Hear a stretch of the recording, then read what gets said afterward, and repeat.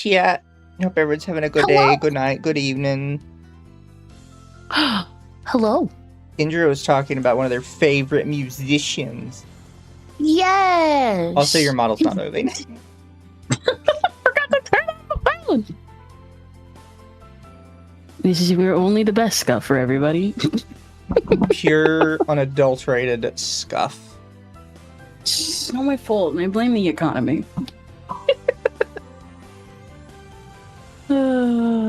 But yes, we're back for another anime audits in this fine colored day. What do you got for us, Mizu? People mentioned this girl last time, so I thought we'd take 2 of her videos that looked interesting, and we'll see how it goes. Because the unfortunate fact of it is if Aunt G recommends your videos, I'm going to assume you're a bad content creator. Not a bad content creator, but definitely, I don't know why, but this makes me upset. But I pulled 2 of them. They're both about 20 minutes long. So we're gonna see how they go. They're not the Bochi one, because we already did Bochi last week. Yes. I know one of these, after watching it, I got really annoyed for not anime-related reasons. So would you like to tell the people about your musician? Yes. Okay, so for those that don't know, or maybe you have noticed, what ends up happening is every once in a blue moon, if you change your thumbnails to your videos, sometimes YouTube, if you're popular enough, they'll put your video back into the algorithm because it's a signal boost and stuff. They technically see it as a new video for some reason. And this musician I follow named Easy, very good musician, Issey.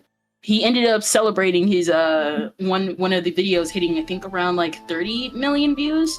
And what ended up happening was that he had a guest artist change all of the video thumbnails for the celebration. And I'm like, why does she look so sleepy back in the algorithm again? This song is old. Fair. Yes. Nope. That was a mistake. How dare you? Also, thank you, Dirty Text and Accountant, for the 11 months members.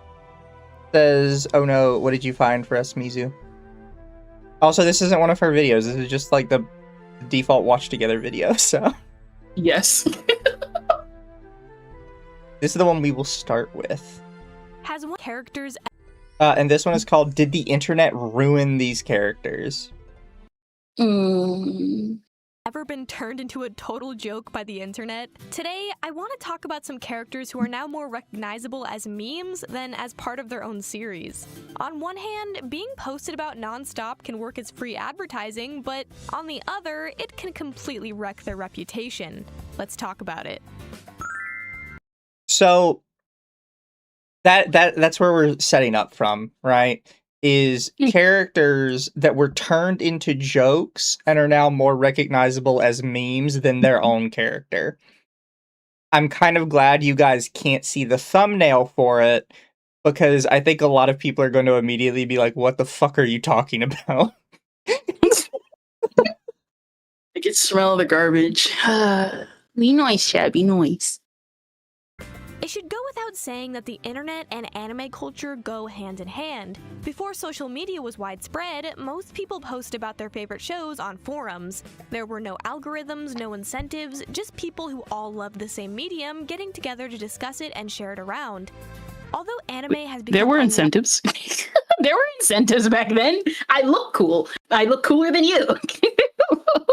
Maybe. I mean, I'll give her, like, you go far enough back, the only incentive is, like, probably some predator trying to get in your pants. I only disagree because, like, at least back then, from what I've seen, it wasn't like, oh, the incentive was money. It was, no. The incentive was clout. And it just wasn't given a name yet. Yeah.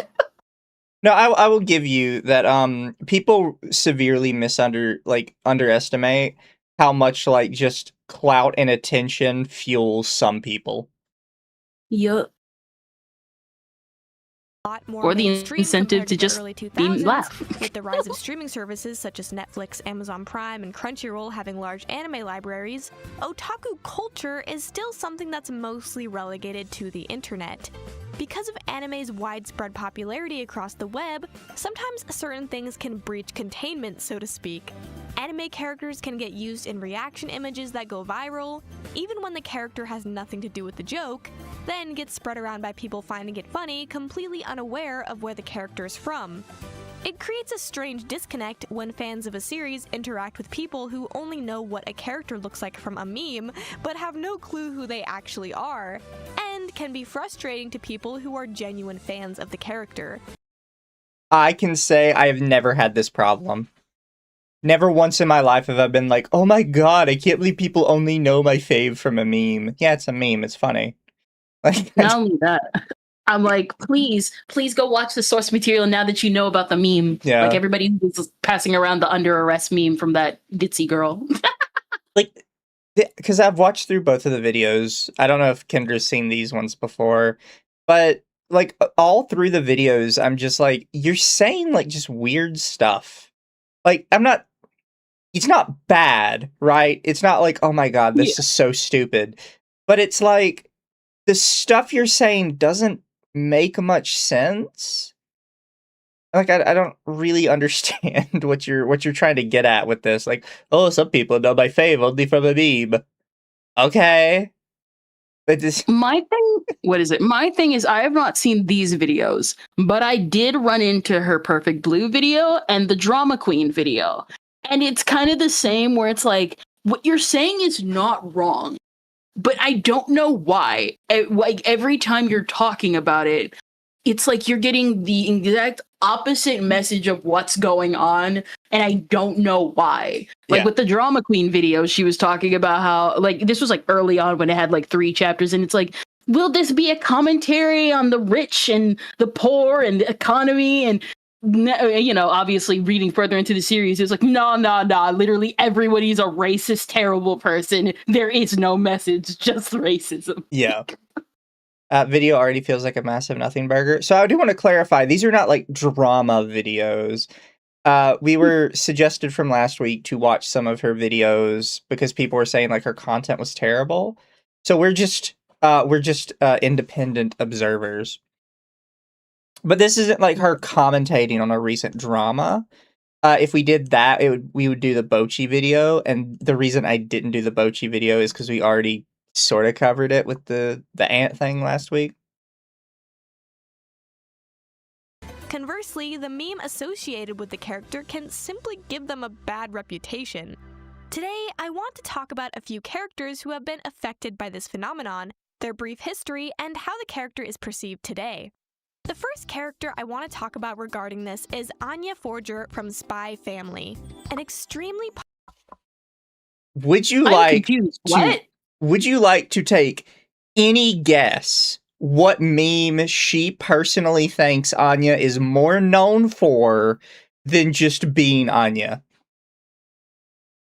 It's that stupid blush thing that happened when the anime came out, didn't it? I'm not going to tell you what it is. Because I feel like everybody in here is going to go, the fuck are you talking about? I will tell all of you right now, I have never heard of the meme that is referenced. Ever. I feel like there's like better examples out there of series that have actually had their reputation ruined than like Spy Family. Like, it's all pretty tame. Like I said, chat's taking guesses. Take this into account when you make your guesses. I have never in my life heard the meme that she claims Anya is more known for. I've literally never heard it until today. If it's like the sexual ones, I mean, I've seen more Becky than Anya. I'm so confused. I don't even like those ones. I'm so confused. Popular character from a similarly popular series. Starting serialization in Shonen Jump Plus back in 2019, the manga by Tatsuya Endo quickly became a hit, with the series seamlessly blending together cool action scenes, an adorable family dynamic, and comedy. So I will tell you guys this, there's going to be a couple parts of this video where there's not much to comment on, because she's just sort of giving the Wikipedia history of these topics. In which case, there's really, like, yeah, it's true, you know? Allowing it to captivate a wide range of readers. It consistently ranked high on sales charts, was discussed often online. I'll never get over the fact that it beat Jujutsu Kaisen. It deserved it. Spy X Family is so much better. I mean, I'm not shocked. Jujutsu Kaisen had been out for like a while. It had to get topped at some point. Yeah. Unfortunately, cuteness will always prevail. That was a nasty drop, too. My Dress Up Darling, 58%. Oh my gosh. But you still gotta get Spy X Family shot up. It's almost a 600% increase. Detective Conan is a classic. That was you're never gonna be able to top that for a while. Taco P, I remember when that was coming out, and it was really surprising and really good. Golden that just Kamuy depressed a lot of people. Of course it did, but it had a sweet message. You're hurt, that's okay. And Tokyo Revengers, that's clearly before this is our Tokyo Revenge, the ending. Yeah, Chad, I'll turn up the video. And but yeah, start to gain a lot of traction overseas. My first exposure to Anya was this image of the popular Japanese idol Saki Miyamoto posting a picture of herself wearing a t-shirt of Anya doing her iconic smug face while the idol mimics her expression. I saw this image reposted on Tumblr a lot, and it became a popular meme way before I even knew what Spy Family was.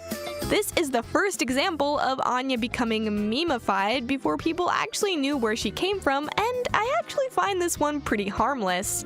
If anything, I'd like to point out that this is about memes that ruin the character. The smug meme is not the meme she's going to talk about. What? It has to be the Becky meme. It was excellent advertising for the manga. I can imagine that a lot of people who saw the pic were able to discover Spy Family through it. Only a year after Saki's Anya picture, the anime premiered in spring of 2022, becoming an enormous success. Animated by both Cloverworks and Wit Studio, the anime had fluid animation, a great color palette, amazing voice performances, fun action scenes, and clearly a lot of love put into it. The opening segment is fantastic, with a super high energy song by Hige Dandism, Mixed Nuts, that often gets stuck in my head. I will never get over the name of some of these Japanese bands that show up once and then never appear. The funny thing is, I'm pretty sure Mixed Nuts got another anime recently, but I can't remember what. I'm pretty sure it was Don to Don or something else. Yay. I always think of one of the best Naruto openings is Heroes Come Back, and the group that made it is literally called Nobody Knows. So I feel like they thought it was a funny joke because they're like, "Hey man, who made this song?" Nobody knows. Listen, they fulfilled their dream and then they went back to their daily lives. That's what matters. Thank you, Internet Zen. Reposted on Tumblr. Oh no. Oh no. Oh no. This Anituber is tarded. Yeah, you have to think. No, Creepy Nuts. Yeah, Creepy Nuts did a couple different songs. They did, what is it called? Into the Night? Or one of the songs for Into the Night. And now what's the other anime they did it for? No, Mixed Nuts is the name of the song. Okay, there you go. Yeah. I forgot. Well, we're getting taken down tonight. Probably. Actually, Nobody Knows is still around.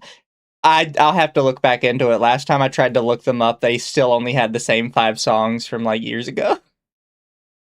The accessibility of the show was also a huge reason it took off, being available on Crunchyroll and Netflix, plus it was family-friendly enough for kids to enjoy. Basically, it was the type of show that appealed to everyone: hardcore anime fans, casual anime fans, and even people who've never watched anime before. Anya quickly became the mascot of the series, which was obviously intended by Endo and the team at Cloverworks and Wit. She is silly, cute, mischievous, and the comedic heart of the story. Her design is perfectly crafted to be as marketable as possible, with cotton candy pink hair, big round green eyes, and an overall quirky personality.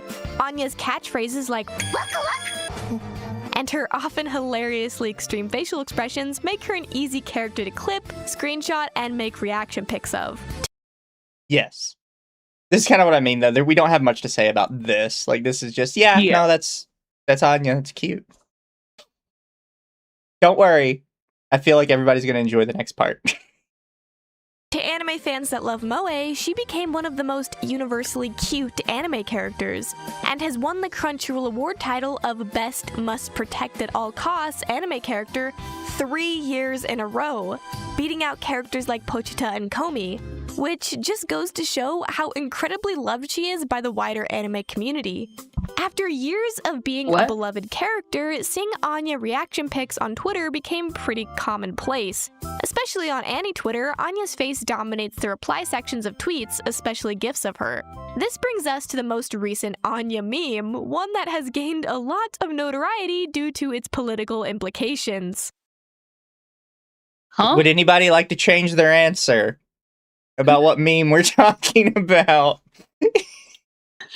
It's a TV meme, isn't it? It's a TV meme, isn't it? Would anybody like to change their answer? I'm telling you, nobody's gonna guess it because nobody's heard of this. This is some like random bullshit that is exclusively in her circle and nobody knows what it is. I'm so confused. You already had me for like the must protect category beating out Pochita, which by the way, who's gonna protect Pochita? I'd kick that boy like 5 feet away from me. You have a chainsaw in your head. Komi, I can at least understand a little bit though. Yep. On November 6th, 2024, at 1:53 a.m. EST, whoever called Rev got it. Some Romario de Rosier said, "Thanks a lot, Rev." An account under the name @RevSaysDesu tweeted this after the U.S. election results had determined that Republican candidate Donald Trump had won the presidential election. 20 minutes later, at exactly 2:11 a.m. EST, Twitter user Custom Udon Goat wrote the short but sweet sentence, "Can't wait to afford groceries again," followed by a screenshot of Anya Forger from the Spy Family original movie Code White, which... What? I don't think I've even seen memes outside of you're fighting people on the train. What do you mean, this scene from Code White? This is my first time even seeing this scene. People's like, she's joking, right? You know, Rev's like posted in his entire history, and this is the one. Shows the character with her mouth agape, large sparkles in her eyes, blushing, holding a fork and spoon in each hand, and wearing a white turtleneck underneath a red dress. In the following months, screenshots of the tweet, the image of Anya, and Anya herself became associated with inflation and otherwise rising prices in accordance with Trump's new policies, such as tariffs that have cost the American people more money than before for basic necessities. Grocery prices for everyday items such as dairy products, eggs, beef, pork, and poultry have also increased substantially and have still not gone down, despite the claims that prices would be lowered after Trump took office. In response to tweets that openly talk about price hikes, tariffs, and other additional costs that have been implemented since Trump became president, people will often post the same Anya image in a mocking tone, making fun of the original tweet for aging terribly. Fast forward to now, September of 2025. It's closing in on a year since the original tweet, and people are still using that same image and other images of Anya in response to price increases across Twitter. I would like to point out that every single person she shows doing this is like a really annoying ass hyper leftist person that most of us probably have blocked already because they're just that bad. Honey, this is just your algorithm. Your algorithm. Yes, this is the meme she's talking about. This is just your algorithm and you need to filter it. Like, this is exclusively like people that have an algorithm of nothing but anti-Trump bullshit and not anime. What's even funnier is like I followed Rev back in 2024 and 2025. I got none of these memes. Yeah. Oh my gosh. The result is that now a lot of people can't separate Anya from her status as a political gotcha, and her reputation. Yes, they can. This is literally just you. It's quite literally just. It is literally just your problem.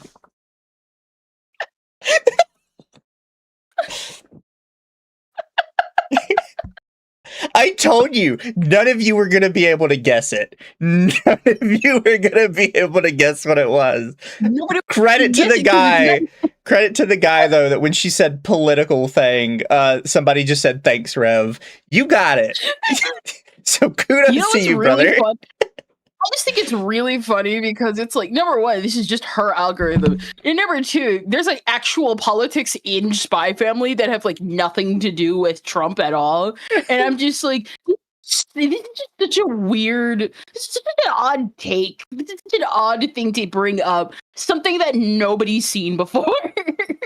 When was this video made? So this video specifically was... character, but simply as Neko Arc. Oh shit, that spoiled it. 10 months ago. This video was 10 months ago.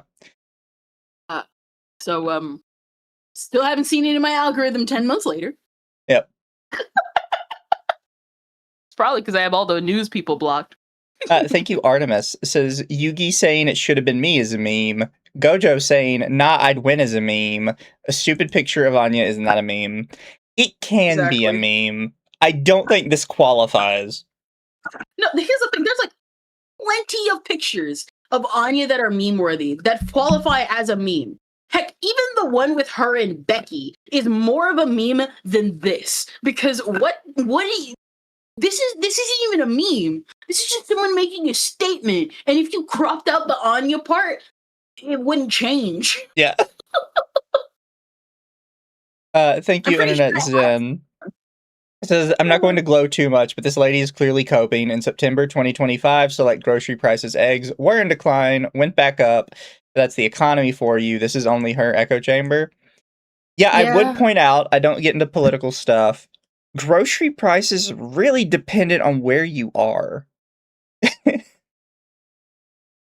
Like, even when this was happening, grocery prices really weren't that bad. People were looking at like charts and being like, "Oh my god, look at the financial charts. The groceries are so high." It's like, okay, go to your grocery store and take a picture of how much they are there. It's like, no, look at the financial charts. It's like, okay, are they that price in your grocery store? Oh, they're not? Not only that, but like you also have to remember, if one store doesn't have eggs, there's probably, we have so many grocery stores within just one city alone that you just go to another store. Yeah. Yeah. But yeah, the this was 100% like, I want to bitch about Trump. It's like, why? It's like, this could have been like an actual like, again, I would have actually like settled for the Becky Anya meme because that one's more prominent than this. At least that would have made sense to a degree. Yeah, like nobody knew about this meme except like really annoying ass leftist people that don't even watch anime that often.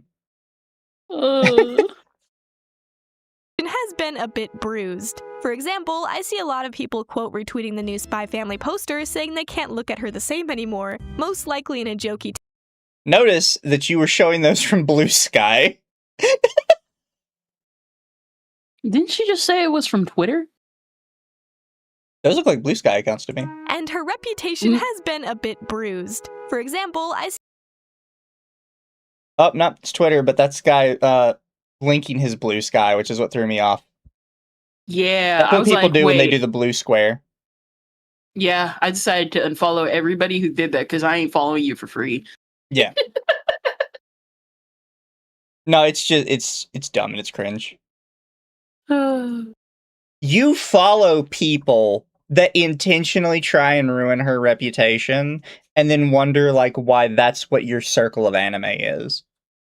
And unfortunately, and I gotta say it like this, unfortunately, you're following someone, and I'm not saying this is a bad thing, but every single time someone has a lesbian profile picture in their bio, run away. If you are gay, that is fine, but every single time with the lesbian profile picture, they are like the most insufferable people in the room. Oh, 100%.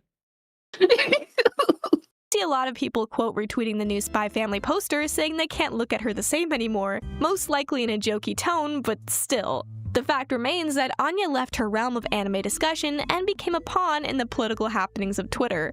For better or for worse, one of Anya Forger's aliases on the internet will now forever be Grocery Girl. No, it won't. I've never heard that in my life. That is just you and your circle of annoying-ass people. If you've been on the internet in the past... Anyways, here's a spoiler for what the next character is. The character that was ruined through memes is Neko Arc. We shouldn't even need to watch this section to know why this section is stupid. Number one, I don't even know why would you even include Neko Arc? Because listen, all the memes I've seen with Neko Arc are amazing. I don't know what she's talking about. Anybody that actually knows who Neko Arc is immediately just going to be confused. What do you mean the meme character was ruined by memes? Couple years, chances are you've seen this character before. A blonde chibi cat girl who drinks pilk. Well, her name is actually Neko Arc, and she has a surprisingly fascinating history. In 2000, a visual novel called Tsukihime was released, written by Kinoko Nasu and illustrated by Takashi Takeuchi. Tsukihime sold out rapidly at Comiket and in subsequent reprints, eventually circulating tens of thousands of copies, which was a massive success for a doujin visual novel at the time. Thank you, Internet Zen Master. This is, quote-unquote, how Nixon could win. Nobody I know voted for him. Said by a young New York progressive in 1972. She didn't know any right-wingers, level of dumb. This is only her echo chamber. Yeah, no, this is just her specific group of people. This is not normal. I just never heard of Grocery Girl. What? That's Never something you in would my hear life. on like Nickelodeon.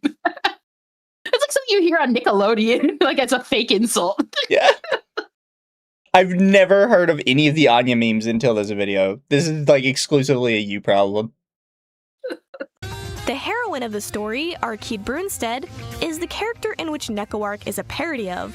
Although Neko Arc doesn't appear in any of the main routes, if you make a wrong choice and hit a bad end, the player gets sent to a special classroom hosted by Seal Sensei, the character of Seal from the main story dressed as a teacher. Seal Sensei's companion is Neko Arc, and while Seal explains why is she saying the it like that? Who, Seal Sensei? Her name is how you're supposed to pronounce it CL. Granted, I'm not a Type Move fan, so is it pronounced differently?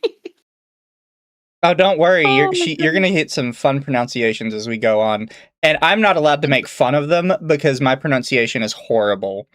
But unfortunately, if you guys make fun of me, you are allowed to make fun of her. No. You see, the difference is I've been in the Black Butler community for way too long. So anybody who says Seal instead of CL, I'm going to look at you funny. what went wrong and gives hints Chat saying it's pronounced the same. Okay. on how to avoid the bad end. Neko Arc pokes fun at the player, is sarcastic, and acts in a cartoonish slapstick way. These scenes are meant to give a bit of levity to the player from the overall dark tone of the visual novel, since it's very common to run into a bad end whilst doing a blind playthrough of the game. Neko Arc's design, based off of a chibi-fied Arkid, is adorable as she has huge bug-like eyes, cat ears, and big round paws. This, combined with her silly antics, made her stand out against the grim atmosphere of the rest of the game, and made her very memorable. It's no surprise then that she would eventually become a playable character in Tsukihime's fighting game adaptation, Melty Blood.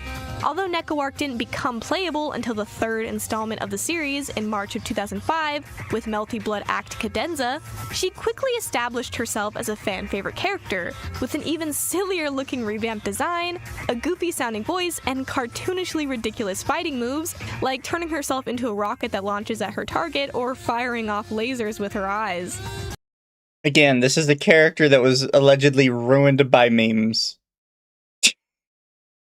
I don't understand why she thinks this. Reads like a Wikipedia page? No, like it is. Her video, a lot of her video is Wikipedia page. I've listened to, I'm somebody who watches YouTube, this obscure internet thing enough to be I can understand why she's talking like this, but it sounds so sterile. Yeah. You know what I mean? And there's too not much. In a bad way, but it's it's just again, Wikipedia page, like you said. Yeah. Thank you, Internet Zen. Oh no, we're going to hear someone who makes Mizu seem literate in pronunciation. This is going to be painful. And then thank you, Buckley, for 2, says seal enough with a picture of a seal. The very next year, in 2006, an up-and-coming hobby retailer that you may have heard of, Good Smile, released their first ever Nendroid-style figure, which was of Neko from Tsukihime. This cemented Neko in history, as nowadays the Good Smile Company's Nendroid figures are some of the most popular out there, with myself and many of my friends owning multiple. Fast forward to August of 2021 when Tsukihime's remake released. Just like in the original game, if the player hits a bad end, they're transported to Seal Sensei's classroom, where you can once again find Neko. However, since Neko is a parody version of Arcade, and Arcade was redesigned for this remake, Neko also got a redesign which mirrors Arcade's. Instead of a long purple skirt and weirdly stretched feet she's had in Melty Blood's design, she now sports a blue miniskirt, black leggings, and fashionable brown boots. Her pupils also got bigger and made a brighter shade of red, her hair was made fluffier, she was given 2 ahoge. I really don't understand why she's going through all of this. This is her redesign. No. This is how it looks. Yeah. I get some people are drawing while they're listening to the video, which I already know some of you are doing right now. But still, it's sterile, and it's you're just stating the obvious. This is literally a Captain Obvious moment. Brown boots. Her pupils also got bigger and made a brighter shade of red, her hair was made fluffier, she was given 2 ahoges or cowlicks, and her inner ears were changed from pink to white. It seems as if this version was trying to lean into the cute aspect rather than silly. Not only that, but Neko voice actress was also replaced for the remakes. In previous installments, Neko was voiced by Ryoka Yuzuki. However, for Blue Glass Moon and Type Lumina, Ryoka Yuzuki was replaced by Ikumi Hasegawa, who also voices Arcade in the remake. Fun fact, Ikumi Hasegawa is also the voice of Kita from Bocchi the Rock, meaning the new Neko has sung all of the Kesoku band songs. I don't think Ikumi does a bad job at voicing Neko, but I will say that I prefer Yuzuki's version of her. I have to agree with chat saying padding. It's just, there's so much of just you were padding the shit out of this. Get to the point. Thank you, Sart. Now I'm going to read this in English because I'm retarded. He said, "Tes yux mi repellet du ciel, bright like all the stars combined." Here are the 2 side by side. Bravo. 潜伏ブラニューいいメガネかけてるにゃセクシーボーイにゃんにゃんにゃお気を据えてやるぜギルティーボーイゆるカンニング止まって見える Anyway, although Neko has always been a popular meme character, the remakes only bolstered that popularity. When the Tsukihime remake came out, and especially when Neko was added as free DLC to Type Lumina, she was everywhere. People would redraw her in every type of meme format imaginable, and somehow she even became associated with Pilk, a beverage that combines Pepsi with milk. Even though Tsukihime has become a lot more popular in recent years due to the remake, it's still a semi-obscure title. I have no doubt in my mind that most of the people who consume Neko Arc memes have no idea what Tsukihime is, and especially not Melty Blood. It's like, yeah, because it's a popular meme. Like, I genuinely don't know, like, what you're doing here, or like why you're so obsessed with like this discussion specifically. I don't understand what she's trying to get at. Yeah. Thank you, Internet Zen says, to quote Monty Python, get on with it. And I'm trying not to be like, because it's weird, right? Because the video is supposed to be complaining about something, but it's built more like oh, this is just an informational, cute little, like, point-by-point thing. But we know that she's eventually gonna get to her complaint. You know what I mean? Yeah. Though I own Melty Blood on Steam, it was gifted to me, and I've actually never played it. So I too am a fake fan, but all of that changes today. Today, I'll stop being a cringe normie who likes funny cat girl pictures and actually dip my toes into a fighting game against Lime Jinjo. You should introduce yourself. I'm Lime Jinjo. Oh fuck, please go a little easy on me, bro. Come on, I don't know any of the controls. Welcome to the real world. You're gonna learn today. I don't even know how to, like, sprint. By the way, this segment goes on for way too long. So watching, because like I said, I watched both of these videos before this. I don't like how she does her videos at all. Like, if I was watching a person and they were regularly doing this every single video, I just wouldn't watch them because it gets kind of annoying.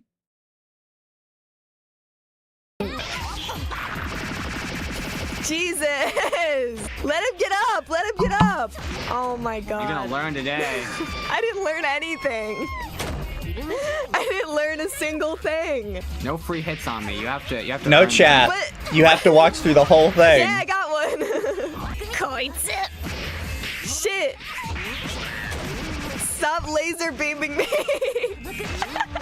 Come on. Fuck. I can't do a quarter circle. Every time you do a Oh, I did it. Just now try doing that again. Me, I can just get core circles out like this. Because you play fighting games. I'm doing it. Wait, I'm the goated Neko Arc main. Look, I got you to like half damage. Let me laser eye you again. Yeah. It keeps going. Should I play Tsukihime? Would I Not like skip ad. The what? Someone with Hero said skip ad. I'm like not saying much, but like I'm the type of person these videos are aimed at. And I've seen enough of them to know that this entire segment could have easily been turned into like a funny moments quick compilation that could have lasted like a minute. Yeah. And then we would have moved on already. This is not that. This is the worst version of that. Yeah, you've gotta keep it short and sweet. You can't have like a solid, full minute of just people watching you lose at a fighting game. Exactly. Not only that, but like we get it. The YouTube algorithm requires your video to be more than 10 minutes long now. But like you're already 20 minutes. You're good. There's a point. There's like a point where it's like, bro, calm down. Yeah. Thank you, Internet Zen. This is like complaining about the origin of the Pepe meme. Most people don't care about the meme's origin. This is why the left can't meme in a nutshell. Summon Royan, he must die of cringe. You don't read, so... What do you mean I don't read? Dori. Still going, by the way. I'm just button mashing, by the way, if you can't tell. You can probably tell. I'm just intelligently pressing buttons. Fuck. Yes! You just had to get one beam out. It's hard to do that. I did the rocket! If you were playing like Kishima... No! Leave me alone! Neko Arc is so funny. As long as I can hit the laser eyes, you're no. I jumped. I got out of it. I'm doing one more shot at getting you damage Oh fuck with this me. dumbass move. Yes. Tremendous pain, please help. Yes, you can. Look, we all have our talents, and I just don't. Thank you, Jerome Morgan says, is this a cringe ad or is this Anituber content? This is the Anituber content. Me, at least it's better than last week. Brother didn't even know what he was talking about. Yeah. Happen to be very good at fighting games. I guess I could improve if I practice, but I simply don't want to.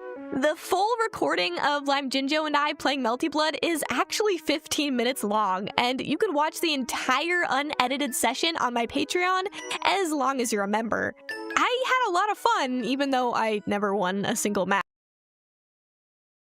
Jesus fucking Christ. Internet Zen Master, thank you.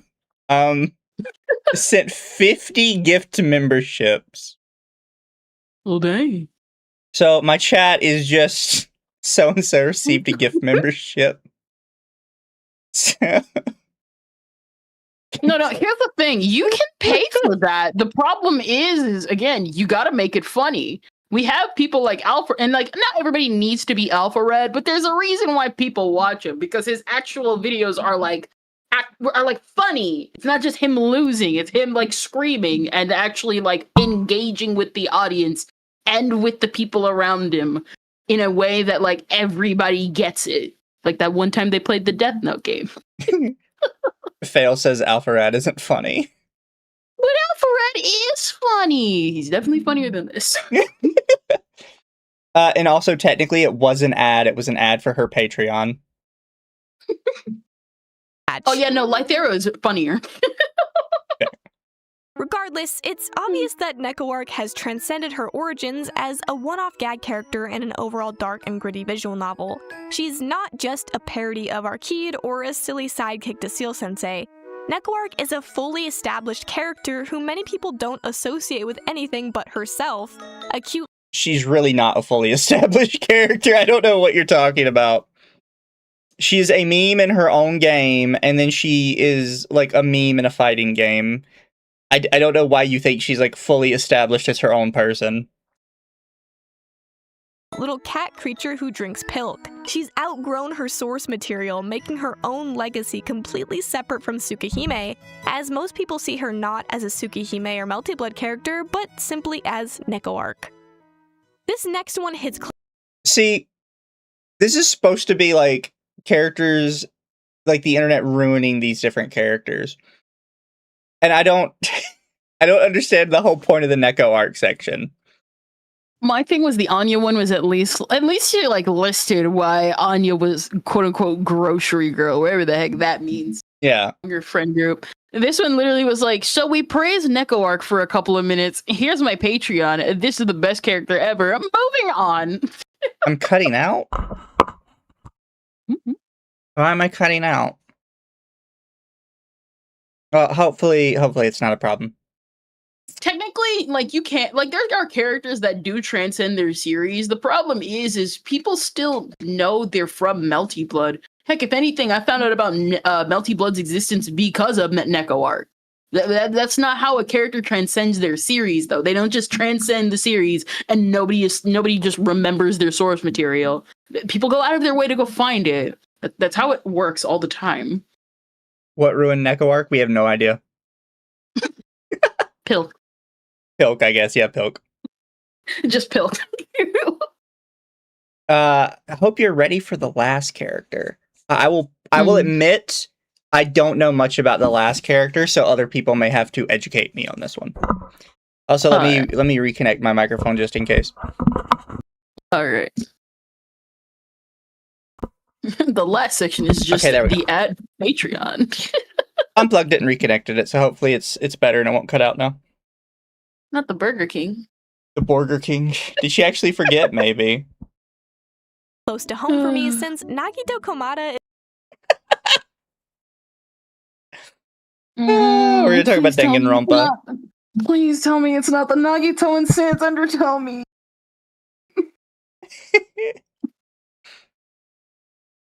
my god. I hate to tell you, Miss, Danganronpa was already ruined. Nothing ruined it. It was just already ruined. Listen, we live in a society where people were genuinely posting blood pictures of them killing Nagito. We're never coming back. Is one of my favorite characters of all time. Super Danganronpa Oh, 2 no. Goodbye to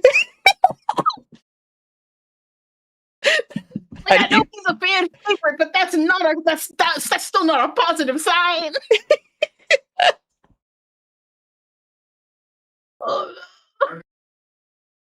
Despair is my favorite game, and what really got me into the Danganronpa series. I'm a big fan, even if I don't talk about the game often.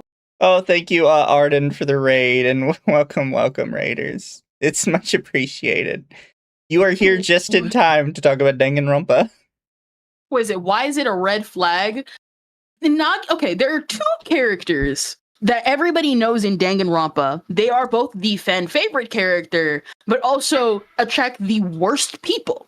Nagito, because he's literally mentally ill, and Junko, because she is depressed, murderous, and mentally ill. We're not going to get into the true crime stuff about the Junko stuff, but let's just say Nagito has way too many actual serious fangirls that are very concerning. I don't know what causes this, but it seems like guys who are into red flag girls are actually typically fairly, down to earth. They're not typically that bad. But girls that are into red flag guys seem to be, ridiculous red flags themselves. Yeah! And I don't know what causes it. Oh, yeah. They think they can fix him. Which, I mean, no. Nagito has, shown multiple times. And literally, the second to last case was all because of him. He has shown plenty of times there is no saving this man. Please just die. Yeah.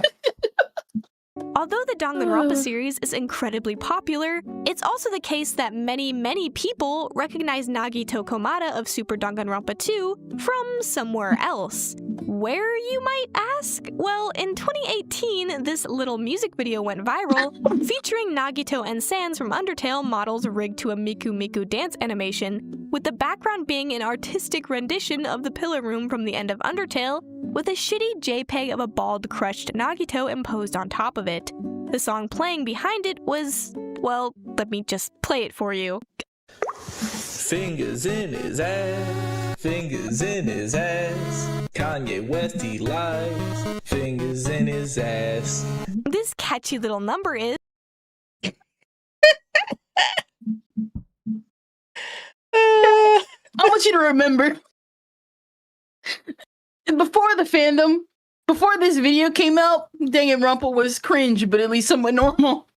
This is what, if you want it, this entire video could literally be just Danganronpa memes post this video.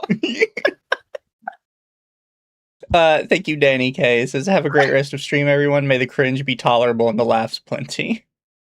And thank you, Baracho. Guys that are into red flag girls are not too bad. Mizu being exactly that. There's nothing wrong with red flag women. Is, as you might have already guessed, a parody using both the songs Verken Trucken and Asgore from Undertale, made to be about the famous hip-hop artist Kanye West enjoying fingers. To understand why this was created, we need to go over a little bit of history. In 2016, mashup artist Triple Q got his channel temporarily taken down after hitting his third YouTube strike, in part because he sampled Kanye West's Touch the Sky on his mashup song Kanye West vs. Haruhi Suzumiya, It's Gonna Touch the Sky, Right? Which combines one of Haruhi Suzumiya's openings with the vocals from Touch the Sky.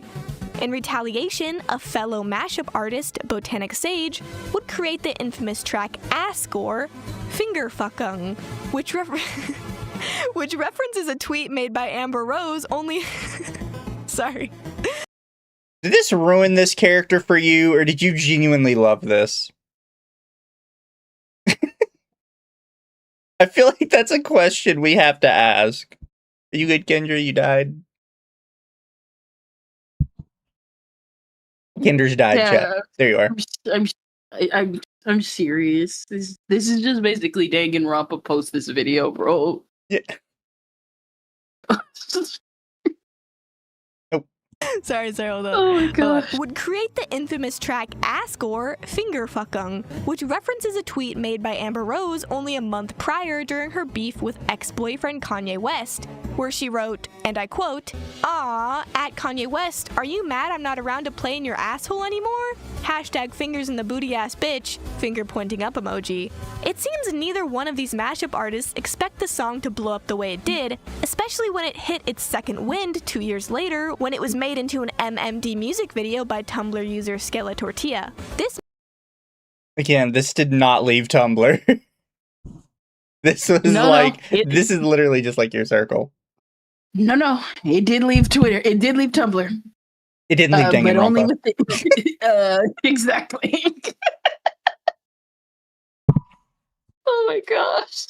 music video using Botanic Sage's song would become so popular on Tumblr that something called Fingers in His Ass Sunday was created, where many Tumblr users would band together to reblog the post every Sunday. The same year that Komada and Sans dancing to Ascore went Honey, you need to get off Tumblr. Jesus fucking Christ. Like... viral, there would be a massive change implemented to Tumblr. When Tumblr was put under fire by the Apple App Store for containing CP, a decision was made to remove and heavily suppress all adult content on the website. This was shocking to many people since a lot of Tumblr's traffic came from people who exclusively used it for adult content. Soon enough, a joke emerged that Fingers in His Ass would also be banned since it was a song about a sexually explicit subject. Thus, a countdown to the very last Fingers in His Ass Sunday began. Leading up to the expulsion of adult content across Tumblr, the meme further solidified, with people making tons of epic fan art of Sans, Nagito, and sometimes even Kanye West. It basically became a site-wide event, and on December 17th, 2018, the ban finally went into effect. Funnily enough, the ban didn't result in the removal of Fiha, but the community mourned its loss anyway. After that, the video started losing momentum and eventually fizzled out as people lost interest over time. However, because of how widespread the Fiha music video was at its peak, many people still associate Nagito with Sans in relation to the song and don't know anything about Danganronpa at all. Nagito was already a well-established meme within the Danganronpa community before the Fingers in His Ass video ever dropped, as he's one of the 3 most central characters in Super Danganronpa 2. Danganronpa is just a meme, hun. Like... This is some terminally online shit. Oh no, 100%. This is somebody who spent way too much time on Tumblr. This is somebody who also spent way too much time on the Danganronpa subreddit because, again, the only people that would know about stuff like this are Danganronpa fans. Yeah. I am one of them. And even I haven't heard of the Fingers one until, like, it just leaked onto Twitter one day and then just disappeared. Yeah. I really wish she would have saved the Anya one to the last, because then I could have at least laughed for most of the video. But like everything else she says is colored by the fact that she started this with, and the political right wing has ruined Anya forever. And it's like, what the fuck? What are you talking about? And it gives me like a negative connotation to the rest of the video where I feel like a need to nitpick everything. People are saying it's really iconic. It's probably iconic if you're in the Danganronpa community. But if you're in the Danganronpa community, I have a... Unfortunately, you might be mentally ill. Yeah. Here's the thing with the Danganronpa. The people only know, what is it? Because like we talked about this last time, is like Danganronpa mainstream or not? I do not consider it mainstream by like wide margins, but I do consider it like mainstream with at least in the anime space. Like Noah, somebody's gonna recognize. Yeah. But the problem is that if you're gonna, again, it's like a community. Only the community will recognize the in-jokes. The only one to blow up so far in Danganronpa was Fingers. Yep. Which, again, that's like someone's first impression of the franchise, by the way. Yeah. Thank you, Jerome Morgan. Says, I'm losing my mind looking at this cringe video. Thank you, Wolfsbane. Says, finished my first flight of the night. What did I miss? You're flying? Well, have a safe flight. And Internet Zen, this took a unexpected turn. I did not expect Kanye to show up in the anime video. I need to apologize to Amal for her Hulock Tumblr days now. You owe her nothing. Nothing. His eccentric personality, being idealistic, self-destructive, and unsettling, makes him not only a fascinating figure to analyze, but also an easy target to poke fun at.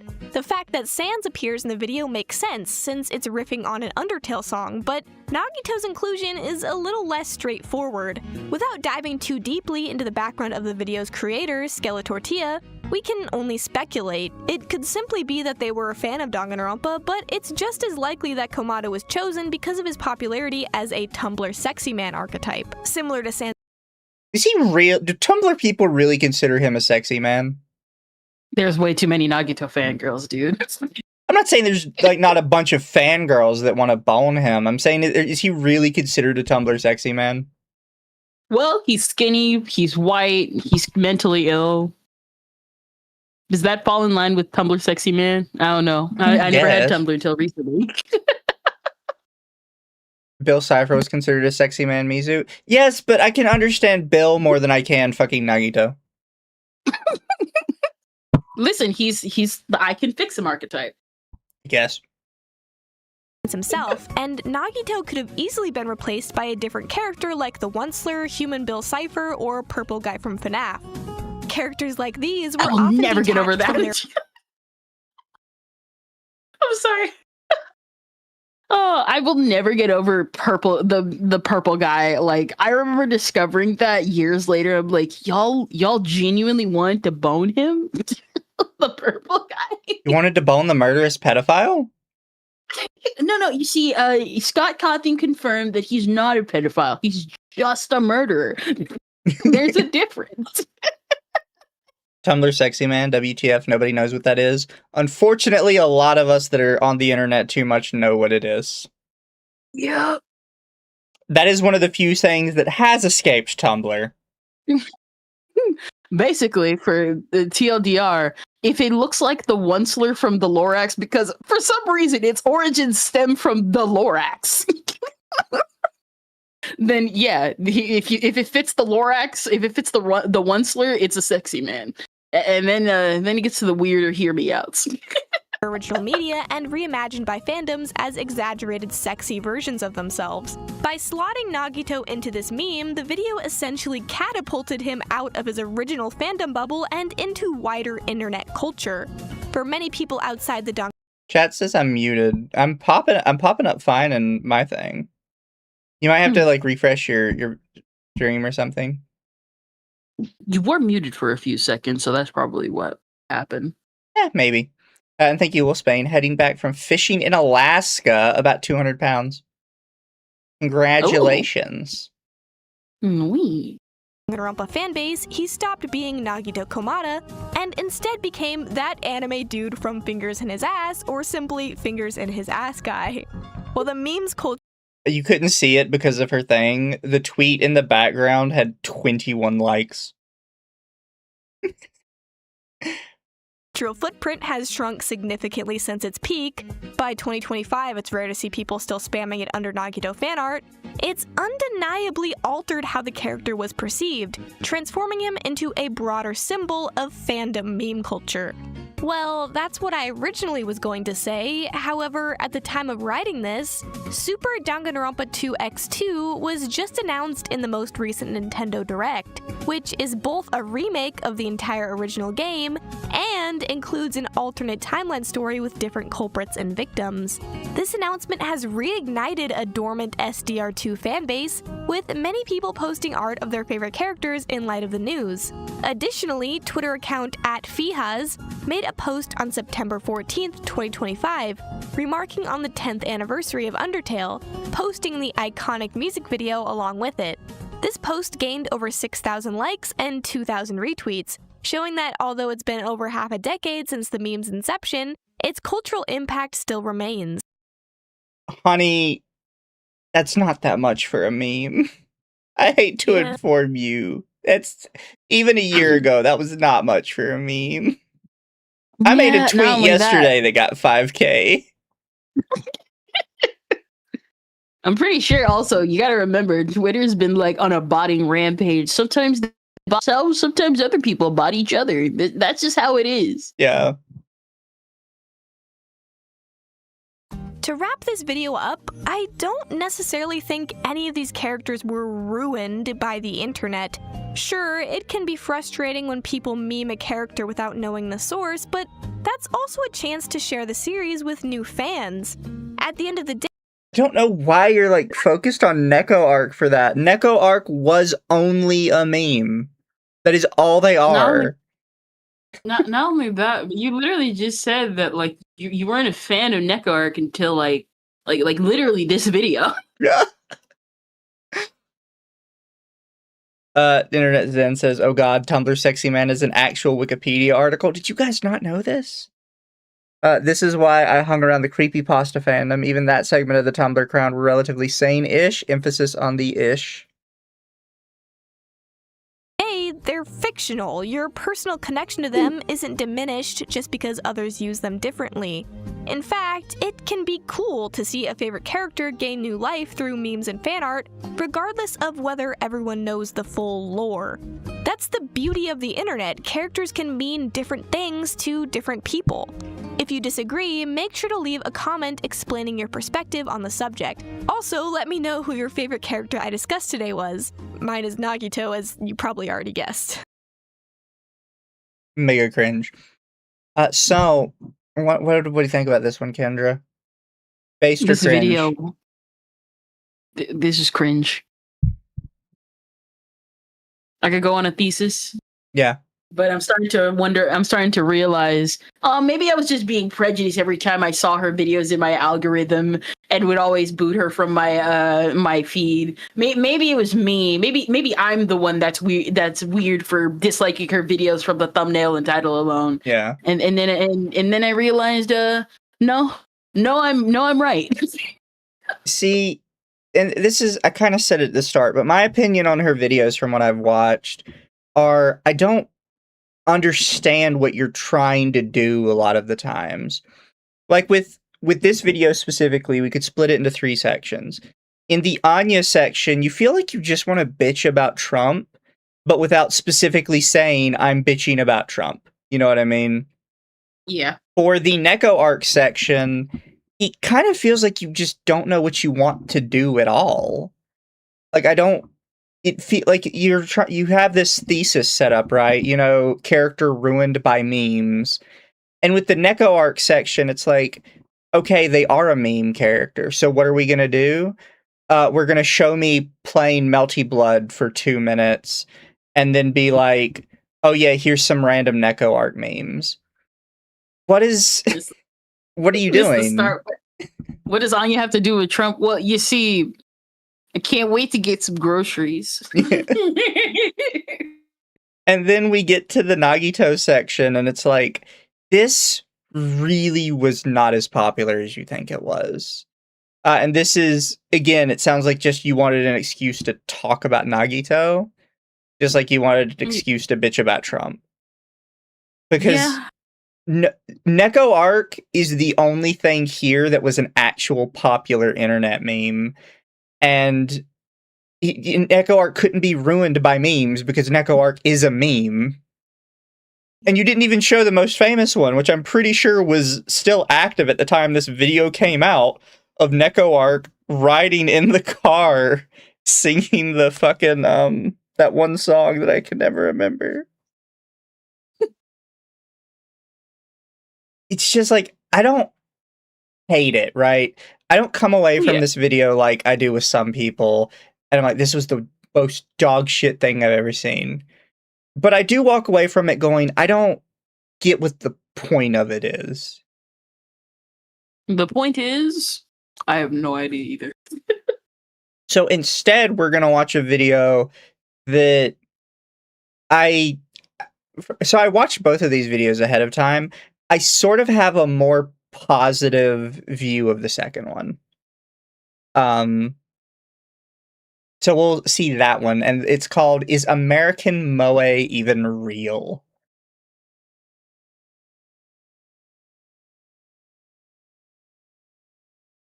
Why did it skip to the end? What the fuck?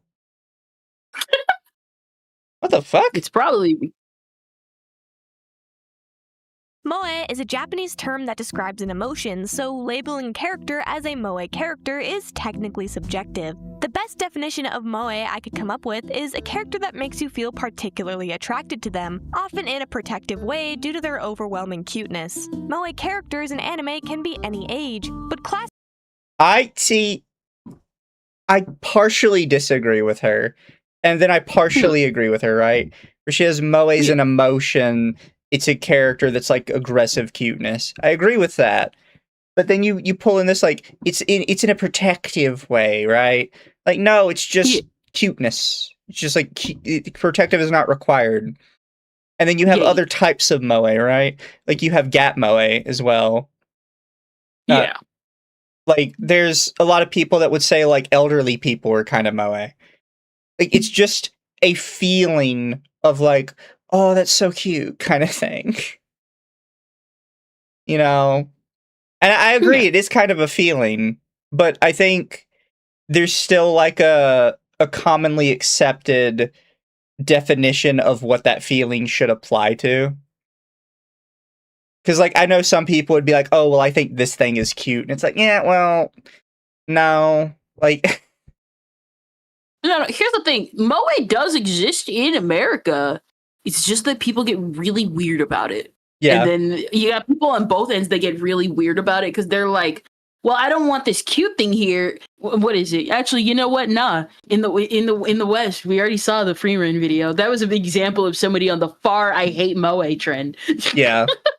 Very weird hating moe too.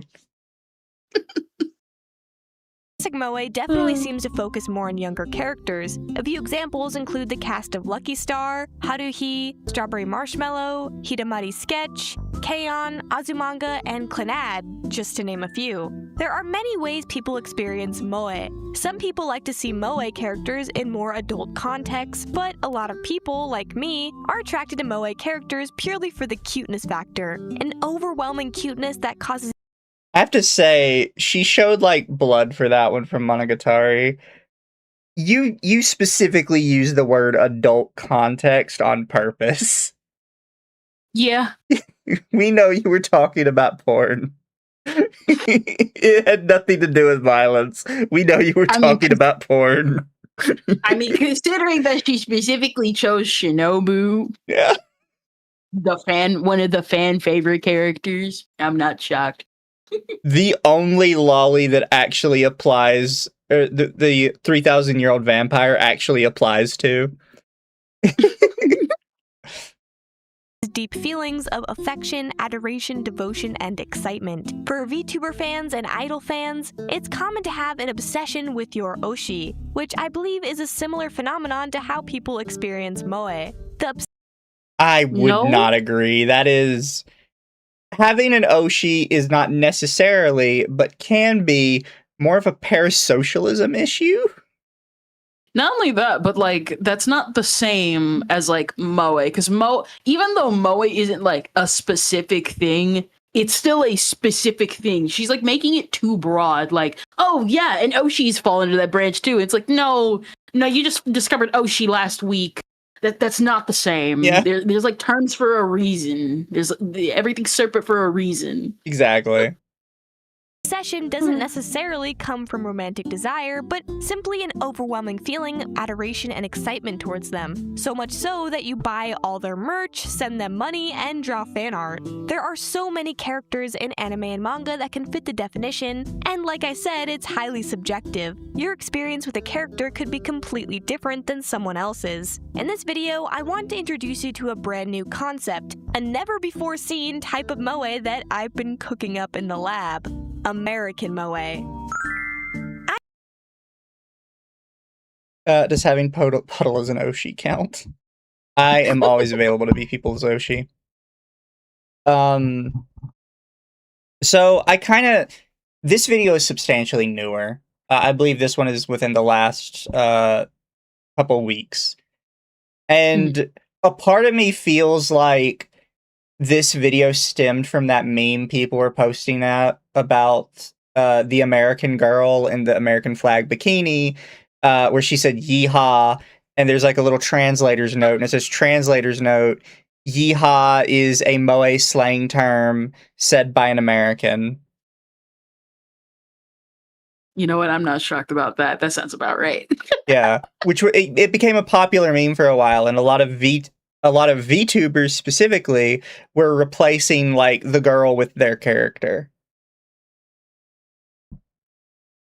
And just to make sure we have the exact date down, Moe is a Japanese term that describes 2 months ago. Sorry, you can't see it. It's off to the side.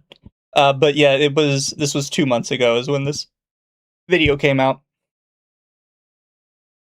I'm American, and I'm sure many people watching this video are as well. If you use Twitter, you might have noticed recently that a lot of Japanese tweets have been getting pushed onto your algorithm and then automatically translated. This has been very fun in a lot of ways, like how Southerners have taught the Japanese to put salted peanuts into their Coke and... Hold on, I never actually tried that. Here's a video of me trying it real quick. Okay. Okay. Be nice, chat. No, I think she's cute. I know, but I know chat.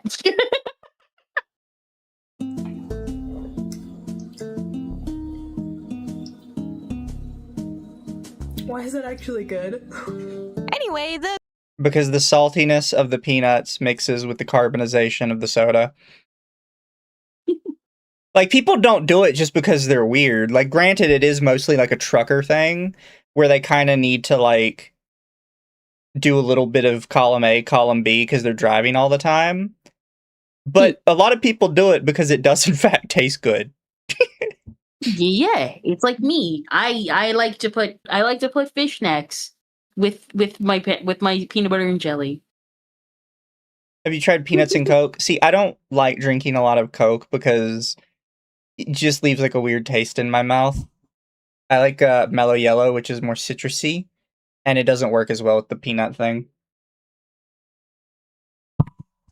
the cross-cultural exchange between the Americans and the Japanese on Twitter has been very fruitful and lovely, which brings us to the topic of today's video. But before jumping right in, I want to introduce today's sponsor, Pop Epoch. Pop Epoch is a super fun and relaxing Ba-ba-ba-ba. give you a nice head start in the game. Thanks so much to Pop Epoch for sponsoring this video, and thank you for sticking around for the ad. At 10:16 p.m. Japan Standard Time, March 23rd, 2026, Twitter user at Aoban81 tweeted a photo of a DVD set of the Nickelodeon series My Life as a Teenage Robot, as well as a pic of it playing on their TV. The tweet reads, "Since there was no English subtitle..." Internet Zen says, Kendra, there's no nose ring. We only insult if they have a nose ring. All right. Well, you know, I always want to be careful. Chad agreed with me. They all said she's cute. Yeah, she was. She's super adorable. Titles, I had no I just think your content is super unfocused, and I don't know where you're going with half of this. Oh yeah, I know about this Twitter account. They post great art. choice but to go in cold and try to pick it up by ear. American Moe. This tweet ended up going a bit viral, with many people finding the term American Moe to be amusing and weirdly accurate as a way of describing the character Jenny from the cartoon. This tweet got me thinking though, what other characters in American cartoons could be described as American Moe? Jenny Wakeman feels very classic in her Moe-ness. She's incredibly cute, even by anime standards, with huge eyes, a round face, pigtails, a short skirt, and chunky boots. She stands out as even more cute due to the rest of the characters being pretty average looking. So I'm gonna have like a kind of a hot take here. 99% of characters that are going to fit an American Moe archetype are 100% gonna be in shows where the creators were heavily inspired by anime. Yeah, that sounds. Because, like, you can watch through My Life as a Teenage Robot, 100% it was inspired by anime. It's really obvious. it's just very like westernized in how they made it. Yep. But I do feel like a lot of American moe characters are all exclusively going to come from shows that took very heavy anime influence. Also, I love how she's gushing about Jenny. Yeah, earlier she did the Shinobu thing. I'm pretty sure if she was talking about if she would have done her thing with like the whole meme video previously, she would have done the Jenny one. True. Like Brad and Tuck or her bullies Britt and Tiff, Jenny's personality also adds to her intense cuteness. She's very sweet and naive and is always saving the day and helping people as best she can. Even so, she also has a stubborn and bratty side that comes out from time to time, which is the perfect mix of traits to create the ultimate American moe blueprint. While Japanese moe is created very intentionally, American moe is less so, and you'll begin to see what I mean as I go down my list. Jenny happens to be very Oh, well, Spain sent another super chat. Let me double check. Ava from Nagimi also applies as a 300-year-old vampire lolly. Fair. He does realize like most moe characters in Japan aren't all manufactured. Like there are a lot of earlier ones that aren't. There's still series like what is it? Like people always say like she said earlier, like Anya was manufactured. It's like no, if you actually look at the author's history, Anya's just a shorter version of a character he made with the exact same appearance, hair, and drill pieces. It's not all of it's just handcrafted. Some people are just kind of like, I just want to make a cute character. Didn't realize it would take off like that. I have two things. First is I agree with chat. They said it's a bit of a stretch. I think Jenny was definitely designed to be cute. Yeah, like her idea that like these characters aren't designed to be cute is kind of weird. They're not designed to be moe necessarily because some of the authors probably didn't really know what that was. But they are in fact designed to be cute and likable. That's not only the that, intent. Not only that, but like the My Life as a Teenage Robot short is like out there, like the original pilot, and she looked not completely different, but different enough to where they were like, yeah, no, we need to cutify her a little bit more. Yeah. Then there's like, also I think what she's trying to get at when she says characters are like manufactured to be moe is in Japan moe became kind of an art style. Like there's probably a different name for it, but people in America specifically just started calling it the moe art style. That's not manufacturing characters to be moe. That's just that art style became popular because it was moe and people started using it. And people are saying, looking at Jenny now, she reminds me of Miku. To be fair, white on turquoise is a very good color scheme. Yes. Very obviously adorable, which I'm certain was intentional, but I want you to understand that while cuteness is important, it alone cannot make a character American moe. It's a little more nuanced than that.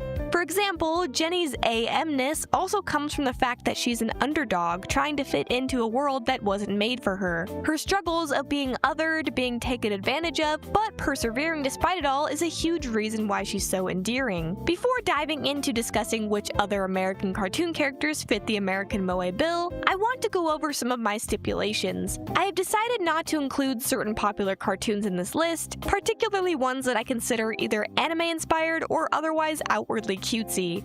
I believe a huge part of the American moe aesthetic is the contrast between the cuteness of the character in question versus the rest of their universe. For example, I've chosen not to include My Little Pony.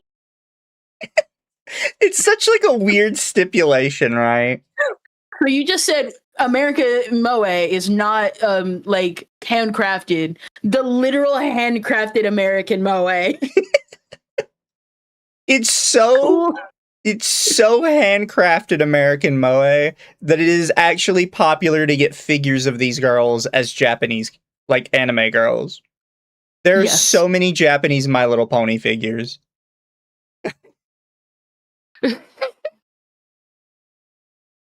And it's one of those things where it's like, I don't want to complain about, like, just mindlessly complain about your video, but you do you make these weird decisions, right? Where you're trying to make an argument for American Moe existing, and then immediately going, but I'm not actually going to cover, like, the American Moe. Not only that, but you just listed a bunch of reasons why Jenny is considered like American Moe being an underdog. Which, by the way, that's not usually how it works with Moe. Like, being cuteness is the factor. It's just having a story with it makes it more endearing. Yeah, but like the cuteness is like the sole factor. Exactly. And like everybody in Friendship is Magic is an underdog. That's why it took so long to get to the ending. Teen Titans, The Owl House, Steven Universe, and Amphibia. We are not including Amphibia, Owl House, and Steven Universe with Teen Titans. I've seen Amphibia a little bit, and I actually do like Amphibia, but Amphibia is like nowhere even close to that.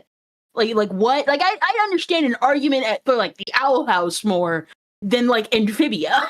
Yeah. Also, the only people who know about Amphibia is probably I'm not saying Amphibia is like a bad thing, but like that's a friend group fandom thing. Yeah.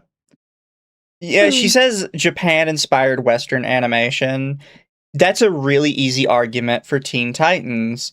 That's a kind of argument for Owl House. Amphibia has, like, 2 scenes that clearly ripped off from anime. Nothing else about it is anime-inspired. So, yeah, I mean, unless you're kind of being an isekai. Yeah, it's just a standard Western cartoon that has, like, 2 scenes that ripped off anime. Comes to discussing this phenomenon, I find that many modern cartoons. Also, maybe Connie from Steven Universe is kind of Moe. I really can't think of many characters I'd be like, yeah, no, they're Moe from, like, Steven Universe. Or Owl House, or Amphibia. I mean, I could think of archetypes for, like Steven Universe. Like, I could point out, like, a lot of Dere characters, but not Moe characters. Yeah. Internet Zen says, My Little Pony has been building up the American Moe archetype since before Moe was a thing in Japan. No, y'all say Peridot, but I think Peridot's more tsundere than, like, Moe. That's why I said, like, I can point out Dere types, not Moe types. We also have to point out that I don't know how many people have seen Steven Universe. Peridot, as you know her, is not Peridot, the character as she started. So if you put a line of every single version of Peridot that came out in Steven Universe, she continually gets smaller and cuter as time goes on until she's like the size of a fucking plush toy. She was supposed to be taller than Steven originally. Yep. If anything, I'd say they more woobified her than moified her. Yeah. Because for people who don't know, Rebecca Sugar refused to give the artist reference sheets for the characters. So artists would have to reference the previous episode, basically, to get their reference for the next episode. So as time went on, characters, like, altered and changed. Garnet, in particular, kept getting taller and taller and, like, thicker and thicker. Peridot, in particular, kept getting smaller and smaller as time went on. Same thing happened with Lapis Lazuli, if I remember correctly. Yeah. Her height just changed. Some of them stayed, like, around about the same. Some of them, like, changed, like, they slowly degraded constantly over the time. And one of them was Peridot. Will Spain says, I'd say K&D is more anime-inspired than Amphibia. Amphibia just has one particular scene that's a Dragon Ball reference. That's literally it. Sorry. Heck, if you anything, you could have said like Cookie was more like American Moe because she's just built. Like, was it? She has the plush toy. She's just an adorable character, and she has her bratty moments. She also has rainbow monkeys. You know what's really interesting is you could argue that because in Kids Next Door they end up finding real rainbow monkeys, you could probably argue the real rainbow monkeys are Gap Moe as well. Yes. Powerpuff Girls, yeah, I could see Powerpuff Girls. If she puts Powerpuff Girls on here after just saying I will not include any popular shows on here, we're gonna have an issue. Foster's Home, like maybe one or two of the characters, but not even like the main characters, like some of the background friends. I mean, like Eduardo, I would consider Gap Moe because that's the whole point of Eduardo's character. But outside of that, yeah. Cartoons are already inspired a lot by anime and the Japanese philosophy of cuteness, which leaves less opportunity for American moe to shine. When everything is vaguely adorable, nothing feels particularly more adorable than the rest. In my opinion, there are 3 distinct categories of characters that I feel fit the definition of American moe. Those categories are the innocent victims. I want to know what she goes with this. Yeah, because I've watched up to this point. Her definitions are super weird, in my opinion. The social outcasts and the random XD. I'm open to expanding the category. I really think she's she's thinking too hard about this. Yeah. Like I told you, like it's not that her videos are terrible in a way, because I do still think that some of them are terrible. But it's like you're thinking too hard about this. It's like they don't all have to be out. It's literally K-On! Is the definition of what moe is. It's literally just cute girls doing cute things. That's pretty much like the secondary definition of like moe. And like I think you're thinking so hard about it that you actually excluded just the blatant moe American show of My Little Pony out of everything here. Like what? Well, and like she said a minute ago, she's trying to exclude these shows because she thinks American moe shouldn't be so much like Japanese moe. But that's like saying American isekai shouldn't be like Japanese isekai. Isekai is the genre. It has a specific meaning. If you're trying to alter the meaning of the word itself, it's just not the American version of it. You know what I mean? Moe just means the cuteness. If we are going to redefine what moe means just for America, then it's just not moe anymore. Why are you using that word? Chat asked this. Yes, Gumball is a good show. The Amazing World of Gumball. And then they had a reboot. The reboot is actually pretty good too. I can't remember what they called the reboot exactly. They changed the name a little bit. I do recommend you watch them. They're great. I think it was the Wonderfully Weird World of Gumball. That might be it, yeah. Both of them are great. The guys behind it have like a lot of passion on the project. So if you haven't seen Gumball before, I would recommend you go watch it. And thank you, Based a Bird, for 2. Where's she ultimately going here? It's like, I had no idea. Yeah. If anything, you could actually say that the entirety of The Amazing World of Gumball is just full of Gap moe. Yep. Thank you, Internet Zen. I swear it feels like she knows what the correct answer is, but she's padding out the entire video to fill a certain runtime. Yes. I don't know if she does know what the correct answer is. As I gather more data, but for now, I feel like these 3 subsets describe the characters we'll be covering today very well. As for Jenny, I think she fits best into the social outcast category. While she does make some friends during the series, she still struggles to fit in, and her earnest attempts at being a normal teenage girl makes for peak moe. Expanding on the social outcast set of characters, let's talk about Wally.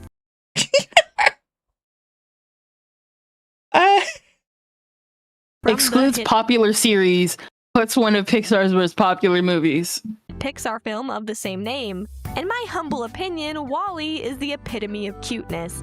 He has so much personality while not exactly having any real dialogue in the film. Wally is a cleaning robot, one of millions, tasked with compacting garbage left behind by humans in order to make Earth livable again. However, he seems to be the only one still functioning, meaning he's wandering a deserted planet all alone with only a cockroach for company.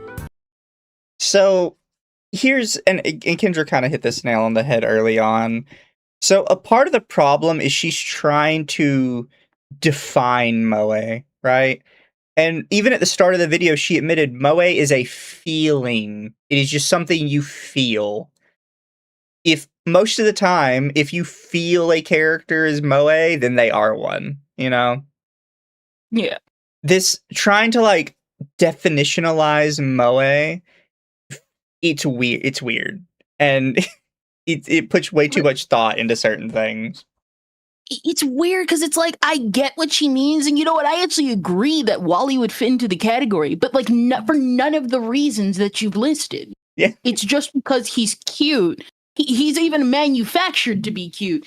If anything, if you're harping on something being manufactured to be cute, don't pick up anything from Pixar and Disney. Just like, they literally came up with like Rapunzel, and then have just they came up with Tangled, and have just basically copied that to the point where people are now just sick of it. Yeah. He loves human artifacts. Chat says, she just unlocked me into not knowing what she's on about. That's what I'm saying. Like, the videos aren't bad, but they're so unfocused that I don't understand what she's even trying to say most of the time. And decorates his little storage unit with string lights, a TV, and other random objects that he likes. When he meets Eve, he's instantly enamored by her despite her attempts to kill him, showing how innocent and forgiving he is. Later, when he makes it onto the ship, Wally is easily spotted as an outsider due to his dated technology and dirty exterior, compared to all the high-tech modern robots. He quickly becomes targeted by Otto along with Eve, who is seen as his accomplice. It's Eva, by the way. You have to say it like Wally. It's Eva. Eva. Yeah. Wally is shown throughout the film to be incredibly kind and thoughtful. The way he takes care of Eve when she powers down, his concern for the cockroach, etc. He's also naive, not understanding how dire the situation is at times, forcing Eve to fuss over him.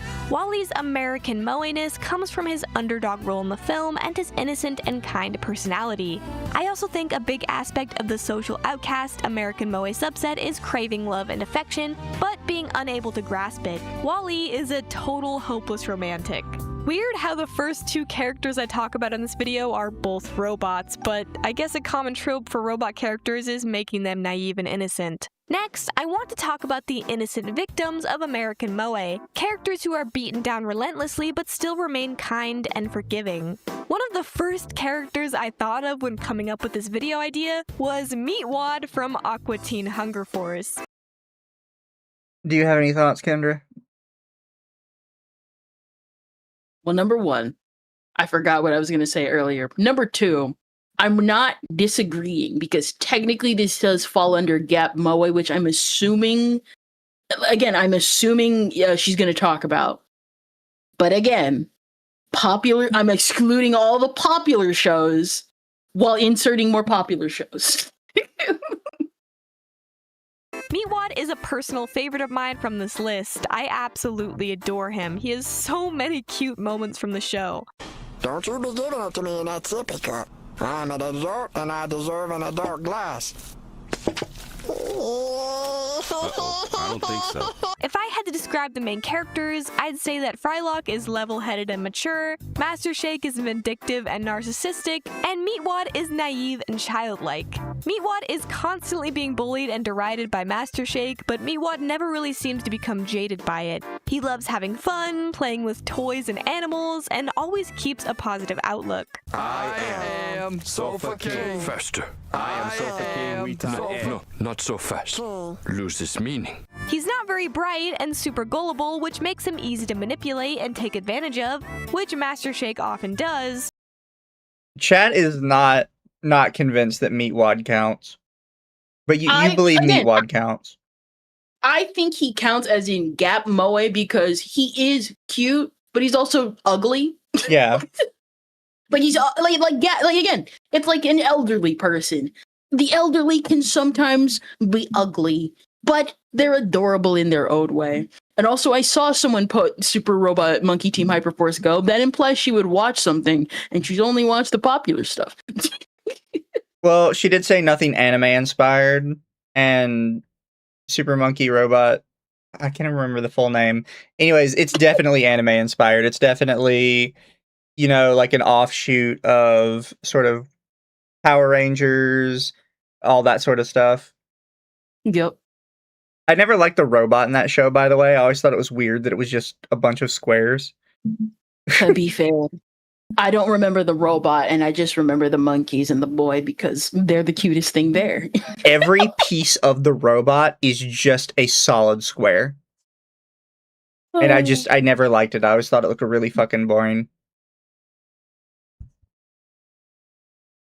When bad things happen to Meatwad, it just adds to his cuteness. Helplessness is a core component of Moe, so seeing him struggle while sad just endears you to him even more. Why is my buddy squirrely? Oh, here he is. I found him face up in the hallway after your last little hug. Squirrely, no! Squirrely! Squirrely! Yeah, I think you better stop hugging him now. He's starting to smoke.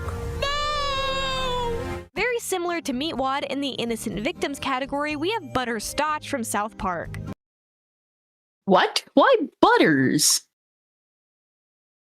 This also doesn't make sense because, like, South Park has a big Japanese fan base, and that ghost spot specifically belongs to Kenny. Yeah. Thoughts on Puka? I liked Puka. Apparently people got mad at Puka because Puka came back and they were doing something with AI, I think. They tried shilling a crypto coin. Oh, yeah, it was the crypto coin thing. That is an example of Korean moe. Was Puka Korean? Yeah, so basically Puka's Korean, the setting is Chinese, and it got an American dub. Fair. Thank you, Crazy Koala Man. Says Carl is a wonderful role model. That is back on the Aqua Teen Hunger Force thing. Was it Billy Donuts? Yeah, no, Puka came back, has a YouTube channel and everything. Jack Price, member for 3 months, thank you, says no popular shows, she says. I think she was trying to say no popular shows that were anime inspired or intentionally all about cuteness. Which is how she excluded My Little Pony. Yes, is again, South Park has like a high Japanese fan base. Yeah. That alone should have excluded it because, again, that's kind of already like tapping into that. They reference it in an episode where they talk about yaoi. Oh yeah, heck, they even what is it? Even Panty and Stocking made a joke about that. Yeah. They did a whole South Park segment. Well, not whole, but like a little bit. Thank you, Wolfsbane says, first thing I think of when I hear Aqua Teen Hunger Force is a hand banana. Puka didn't have much dialogue, or did it? So both Puka and the main ninja guy do not speak. Gyaru. What was the name? So the lore is his name. Well, he took a vow of Gyaru. silence, and then Puka chose to be silent because she's obsessed with him. So she's kind of just following the crowd. Everybody else does talk, though. Yes. It's just Puka and him don't talk. Everybody else, though, they will say what the characters mean. Most of the time, Gyaru won't say anything, but Puka will, like, nod her head and make, like, little noises. Yeah. Much like how Meatwad has Master Shake, Butters has Cartman and basically everyone else in the show. Butters was relegated to a side character up until season 6, where he was in the running to replace Kenny as the 4th member of the gang. When he joined, he was constantly being bullied and insulted by not only Cartman, but the other boys as well for not being as cool as Kenny. After the Kenny replacement arc ended, Butters continued to have a prominent role in the series and became a mainstay character, often being taken advantage of and abused by the other kids. Butters has a happy-go-lucky personality with a hint of shyness. I genuinely can't see Butters as Moe. Again, it's like she's trying to like define. She like literally brought up Kenny. Again, like he's the Moe character because he's cute and adorable, and he has the hoodie and he dies all the time. Like that's an act. Like that literally fits even her own definition. Yeah. But you went with Butters, and I can't see it with Butters. Well, I don't even know. He talks with a southern drawl and sometimes stutters, adding to his cuteness factor. Butters is kind, sweet, and sensitive. He usually refrains from swearing, unlike the other kids in his school, using his catchphrases instead. Oh, hamburgers. Oh, nutsack. He's constantly being grounded by his parents and belittled by them, which increases his American moe-ness since he suffers but still remains sweet. I think Butters could fit into the social outcast category as well, since he struggles with being— I don't really know, like... I think you're mistaking moe with, like, sympathy. With this one. Like, you're like, oh, I feel so bad for him, that makes him more moe. Like, not really. Like, I wouldn't say, I feel really fucking bad for Guts from Berserk. I wouldn't call him moe. There would probably be more of an argument of calling Griffith moe. Like, freaking lobotomized Casca moe. Like, feeling bad for him means he's like a sympathetic character, but I don't think it makes them moe. accepted by his peers, which causes him to resort to people-pleasing in order to gain their favor. Regardless, I'm placing him in the innocent victim category because that just feels more correct. Audience attachment to Butters mostly comes from realizing how unfair his life is and wanting to see good things happen to him, while also eliciting an emotional response when things go wrong.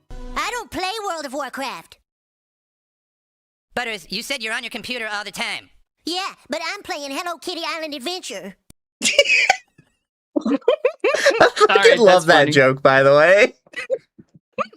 Because, unironically, I'm banned from World of Warcraft despite never playing it. And I actually do own Hello Kitty Island Adventure.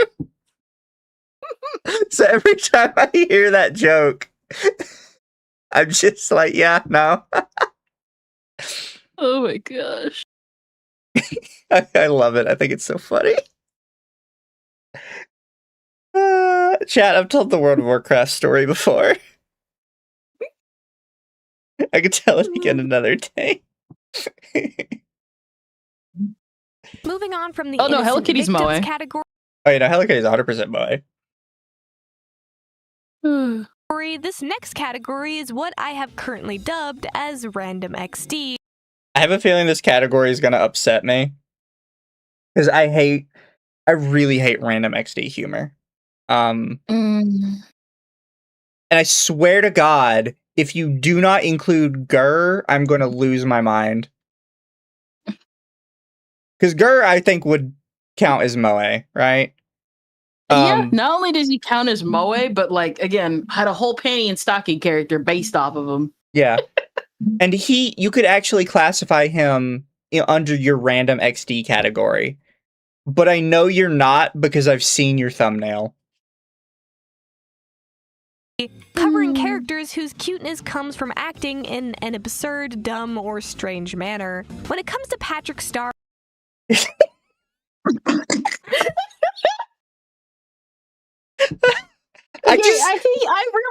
I really think this is like someone who like is quote unquote in the otaku sphere, but actually just has not interacted with any of the memes because they're problematic right wing.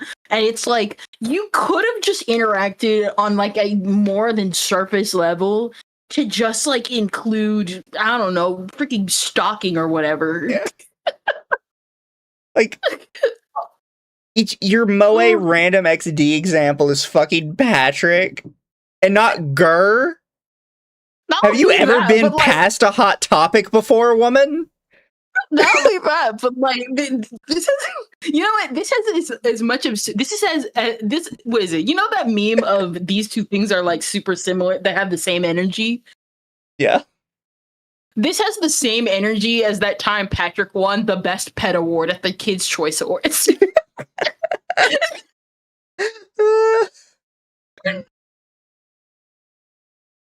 Yeah, how is she like this?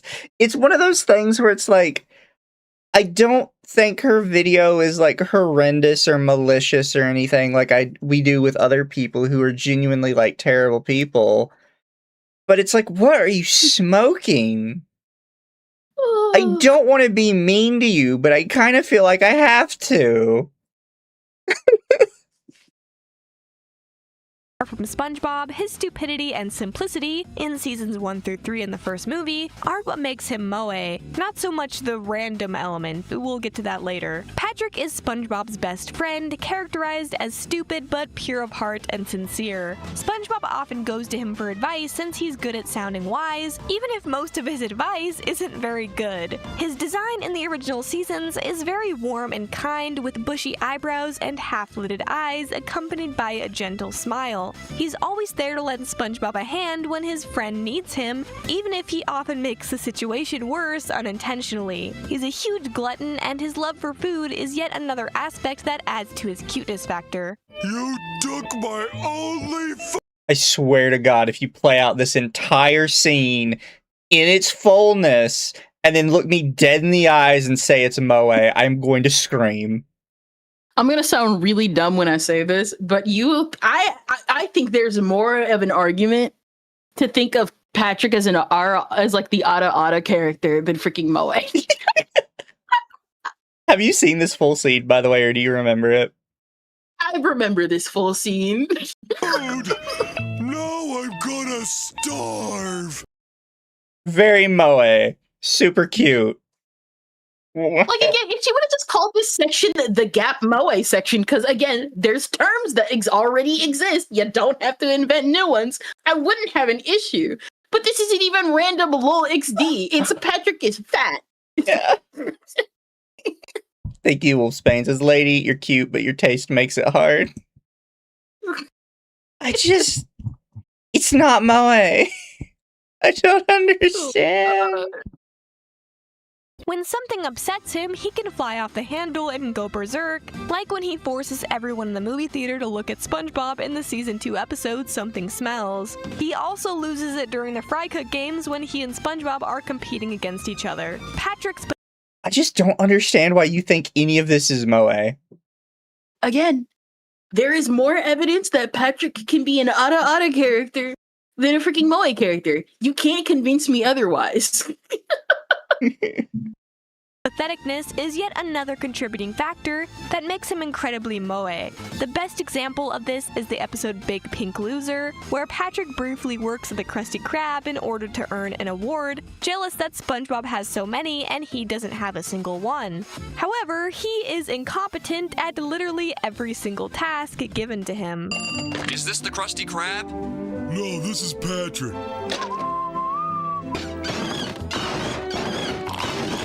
Hey pal, you just blowing from Stupid Town? See, there are ways to do incompetent character that is actually cute. But the way he does it isn't cute. Like, it's funny. Like, the old SpongeBob was pretty good about this. It's not cute. If anything, you could have argued, what is it? Wait, now that I think about it, why Patrick and not SpongeBob? Yeah. What's funny is SpongeBob is the one that's on the thumbnail. Patrick does act selfishly from time to time. He often learns his lesson, and he and SpongeBob make up in the end. Plus, the occasional bratty attitude has never stopped a character from being moe. On the contrary, it can make a character even more moe. The character... Thank God. Gurr from Invader Zim is a defective Sir robot given to Zim in the first episode of the series. Unlike his working Sir counterparts, Gurr has low intelligence, lacks motivation, and has an overall joyful and non-violent personality. He spends his time gorging on snacks, watching TV, and running manically around the house. Zim has an incredibly difficult time getting Gurr to actually follow orders, and even when Gurr sometimes has flashes of competence when he reverts back to being functional, it never lasts long, and he goes back to acting silly like before. His signature look is the green and black dog costume he wears to disguise himself around humans, which is pretty outwardly adorable, especially compared to how grimy and gross everything in the Invader Zim universe is. So I'm glad she actually brought up Gurr, but it's like, Gurr is genuinely like a free space. If we're gonna talk about American moe, the free space is either Gurr or My Little Pony. Like, to be quite frank. Gurr, My Little Pony. I mean, I guess she didn't bring up Powerpuff Girls, which I guess doesn't count, but like it does. Would Gaz be Moe? Thing. No, Gaz is Tsundere. I could see Gaz as Gap Moe, but you might be pushing it. I can see it a little bit. Grr, and really, Invader Zim as a whole, is the epitome of 2000s early internet meme culture. Hi, Floor! Make me a sandwich! Randomly shouting tacos or waffles, replacing the S's with Z's. Tacos! Guess who made waffles? I'm not going to eat that! Since Grr was one of the originators of this style of humor, it's actually kinda charming and cute when he does it versus if you tried to replicate it in modern times. Spicy goodness, like a bow. Stop! Fucking stop! Grr is innocent and naive, a common trait among my American Moe character picks. He likes everyone and holds no prejudice or ire, the complete opposite of Zim. Even though Zim berates and yells at him often, Grr loves Zim and remains his loyal henchman, which is another charming and Moe aspect of his character. The last character I want to talk about is one that I've had a hard time fitting into my 3 categories, but now that I think about it, might fit best as a social outcast. That character is Ted Bennett, specifically. I don't. I'm not 100% sure I agree. You see, there's a reason why the term Gap Moe exists for characters specifically like Ted. But because you keep making your own definitions, we get stuff like social outcast, and it's literally just the worst person in the room. Yeah. This is also funny because Ted also surprisingly has a large Japanese fan base.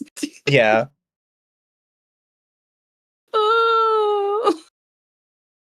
For people who don't know, by the way, because me and Kendra do keep saying Gap Moe a lot, Gap Moe is basically Moe, but part of the reason it's Moe is that the character acts or looks nothing like Moe.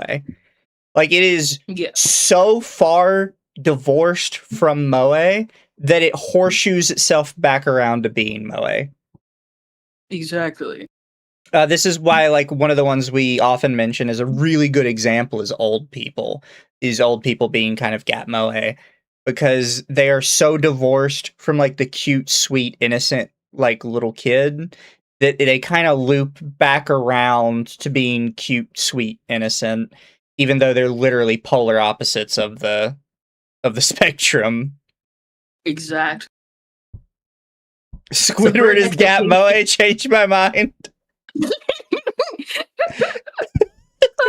What is it? Gap Moe equals subvert expectations. You know what? Yeah. Because like you got some of the cute characters, and then one of them would like, I don't know, bust out the manliest voice that you can think of, and that's like a form of Gap Moe. Or you got stuff like what is it? Or I guess stuff like Meatwad, where this thing is hideously ugly, but it's really cute in like a hideous, ugly way. So I don't know if you've ever seen it, but probably one of the better examples of a Gap Moe character is Negrito from Overlord. So if you actually watch Overlord, they specifically say when they introduce Negrito that she was made by her creator solely with Gap Moe in mind. Like, just, if I remember correctly, she's Albedo's sister. Yes, she's one of Albedo's sisters. It's Albedo, Negrito, and Rubedo. Then yes, I do know about that one. Yes. Chat, stop trying to get me to say it more times so it'll come off wrong. Dr. Girlfriend from Venture Bros. No. You see, the difference is that Dr. Girlfriend is just meant to be hot with a man's voice. Yes. Also, if you like her, you're a little bit bisexual. I don't make the rules. I mean, you're not wrong about that. I've seen the clips of her. You just can't. Yeah. Isn't that the lady without the face skin? It is. Like, her personality, though, is she's, like, younger and very childish. She's supposed to be Albedo's baby sister. specifically from the recent TV series, not the films. While I do enjoy the Ted movies, especially the second one due to how batshit insane it is, Now piss off, all right? I'm standing up for me, and I'm standing up for the homos. We deserve respect. Ted, shut up. Fine. Ted is much. I can't, because the Ted movies are unironically funny. I've never seen them outside of the "it's just porn" meme and that. And some of the clips that like came from the show. It's so weird because his other work outside of Family Guy is genuinely funny and engaging. But then you go sit down and you watch Family Guy and it's like, wow, this fucking sucks. To be fair, that's what happens when you let a hit show run on for 50,000 years so that you could fund other funnier projects. The Angry Birds music kills me. It's a really good bit.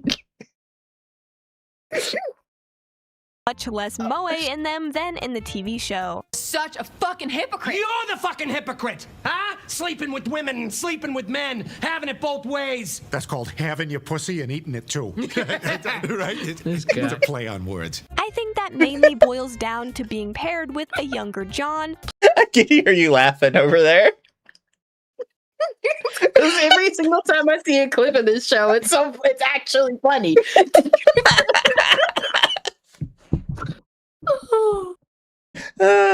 It's chat thinks it's funny too. If you haven't seen the Ted movies just because Seth MacFarlane's name was on it, I do kind of recommend you watch them. They're genuinely pretty funny. The one thing you're going to find out, chat, is as you grow in entertainment, you just have that one project that is a hit that you just let funnel money into your bank account so that you can work on better projects. Family Guy is that for Seth MacFarlane and whoever worked on The Simpsons. I think it's let me double check it. It's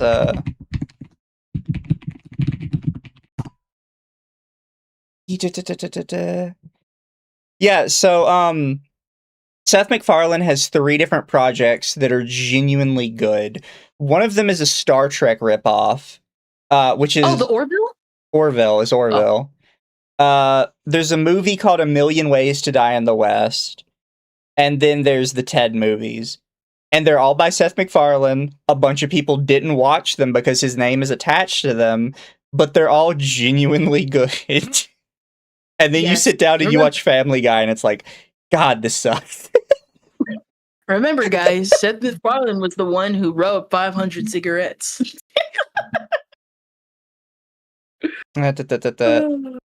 Starry Night says Patrick is closer to a himbo than Moe. I could see that. Yeah. Then Wolf Spain said, would Lindsay from Total Drama Island be considered Moe? I'm gonna go no, but I will let Kendra weigh in. It's like she's like ditzy blonde. I could see it. I could see it a little bit. Yeah. Fair. I'm gonna personally go no.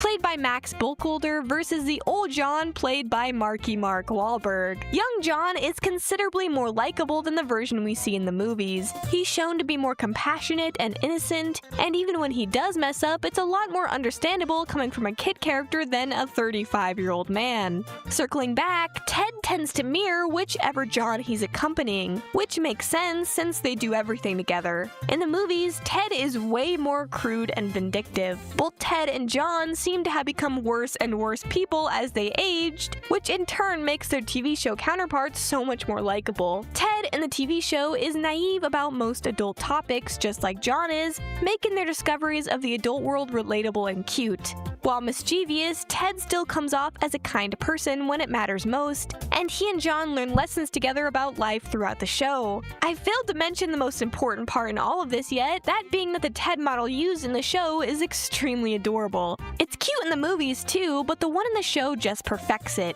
There's a good reason why East Asia, particularly China, has been obsessed with Ted's design since the first movie was released. You can find Ted blind boxes at basically every Pop Mart, and back To be fair, like, he's kind of generic teddy bear, you know what I mean? I'm so confused now because she brings up that Ted is popular in Asian markets and then just doesn't bring up the South Park being also big in Asian markets.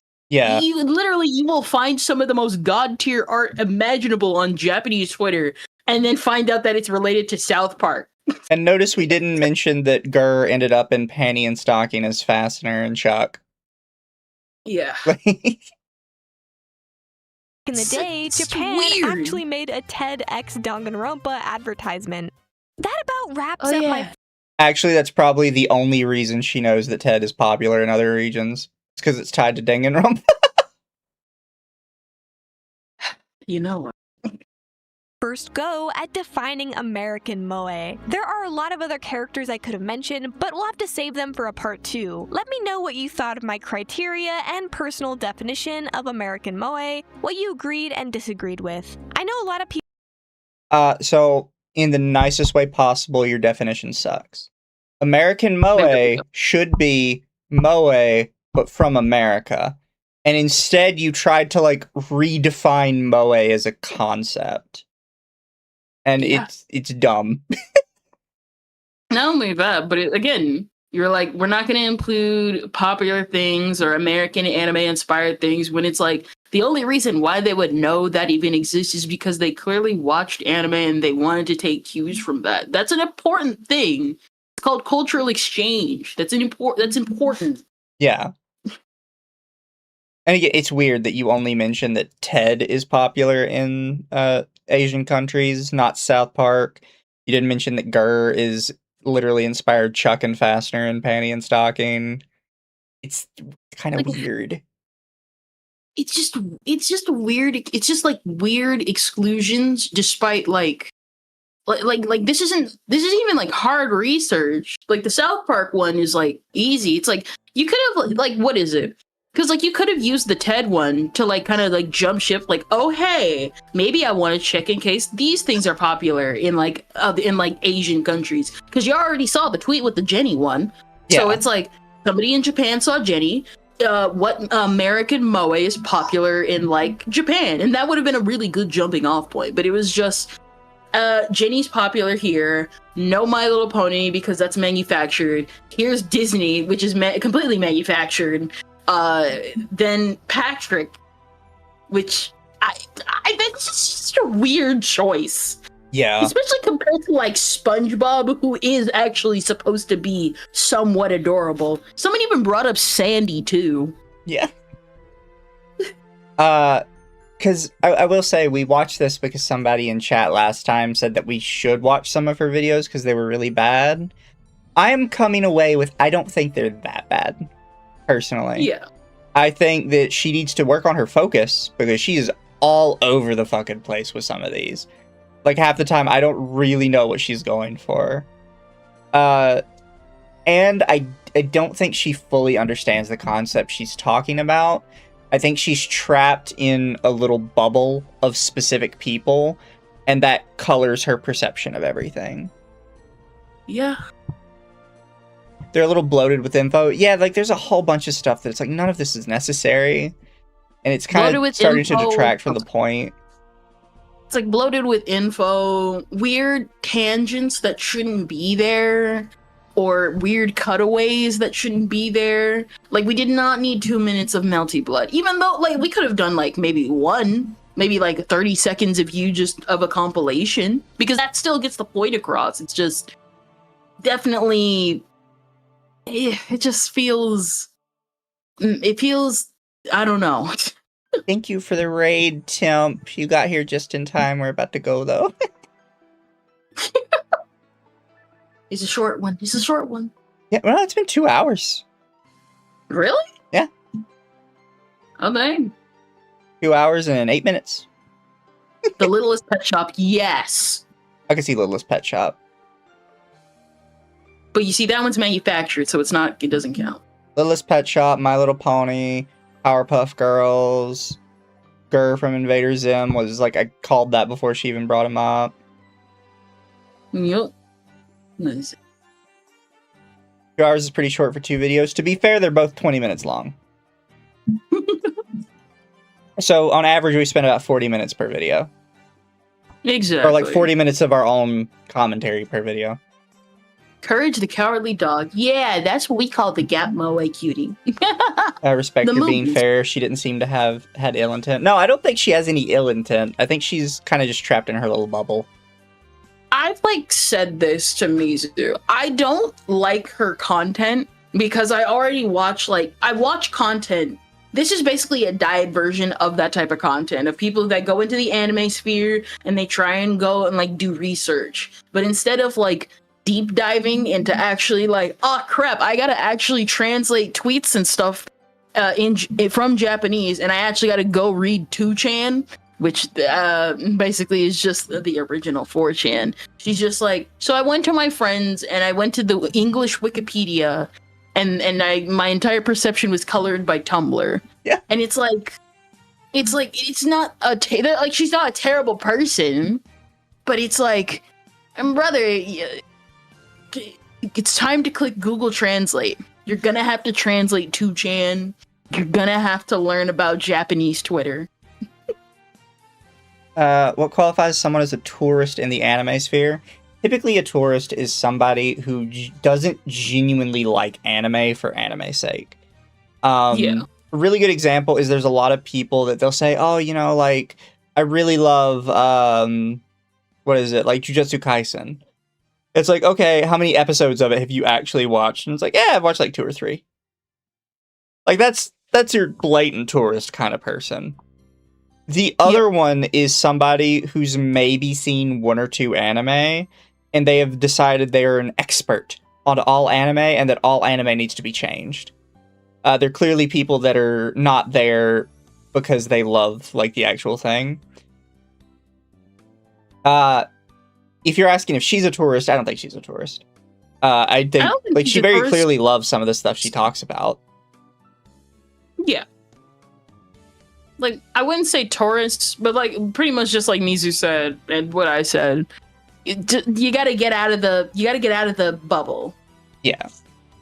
Not only that, but like she's got some of her definitions all over the place because, and this is also the thing, she's trying to quote unquote like other herself. She's like, I'm not like those otaku, I'm this otaku. And it's like, no, honey, you're an otaku. You just like different things, and that's okay. No need to other yourself. Yeah.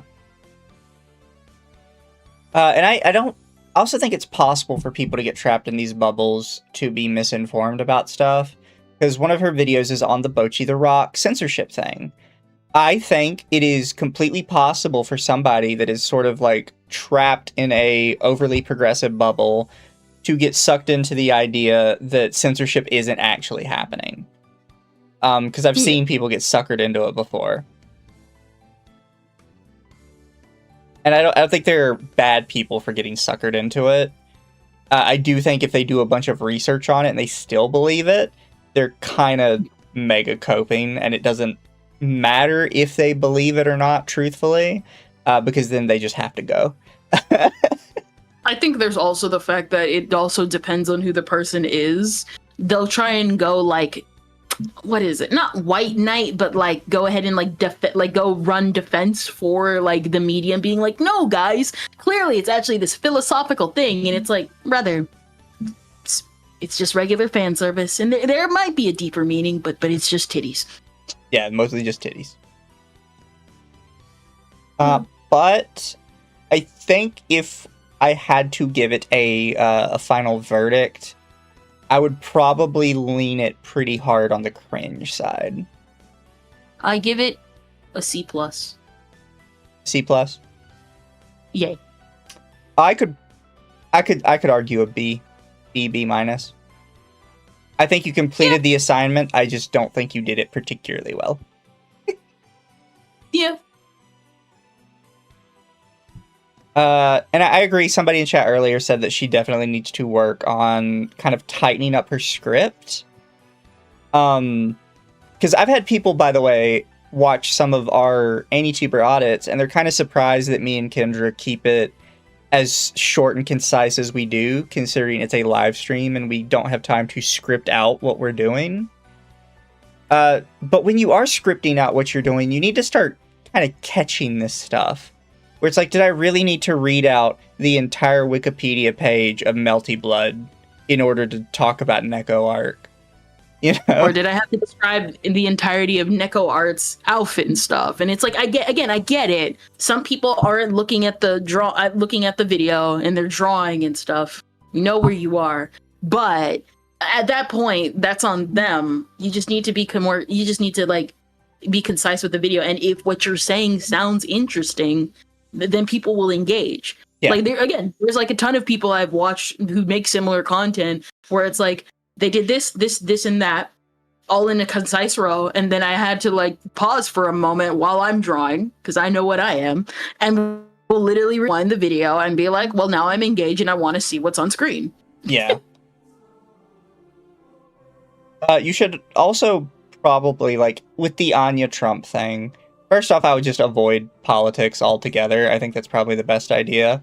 But if you're going to touch it, you probably need to be like, is this actually popular outside of my circle? Like, am I just telling people about, like, this niche weirdo thing only people on this side of the internet actually care about? Yes. Because, like, if you just go to, like, Twitter and search by recent, you know, Anya Forger, and look up how many people bring up, quote-unquote, Grocery Girl. And trust me, it's not going to be anybody.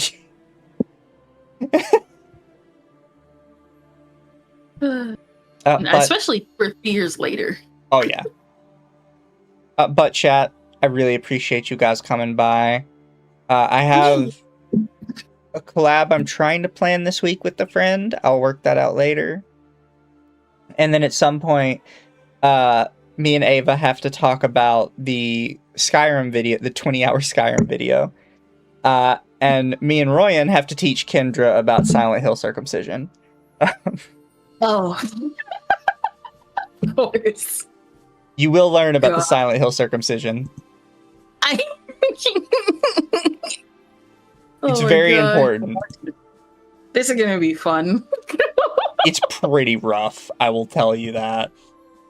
We talking CSP levels of bad writing? It's pretty wild.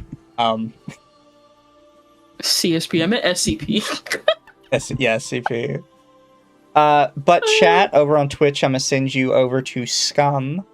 And then over on YouTube, I'm gonna send you over to Zuzu, who is still playing Fire Emblem. Good night, everybody. We will see you guys later, and have a great one. Bye-bye!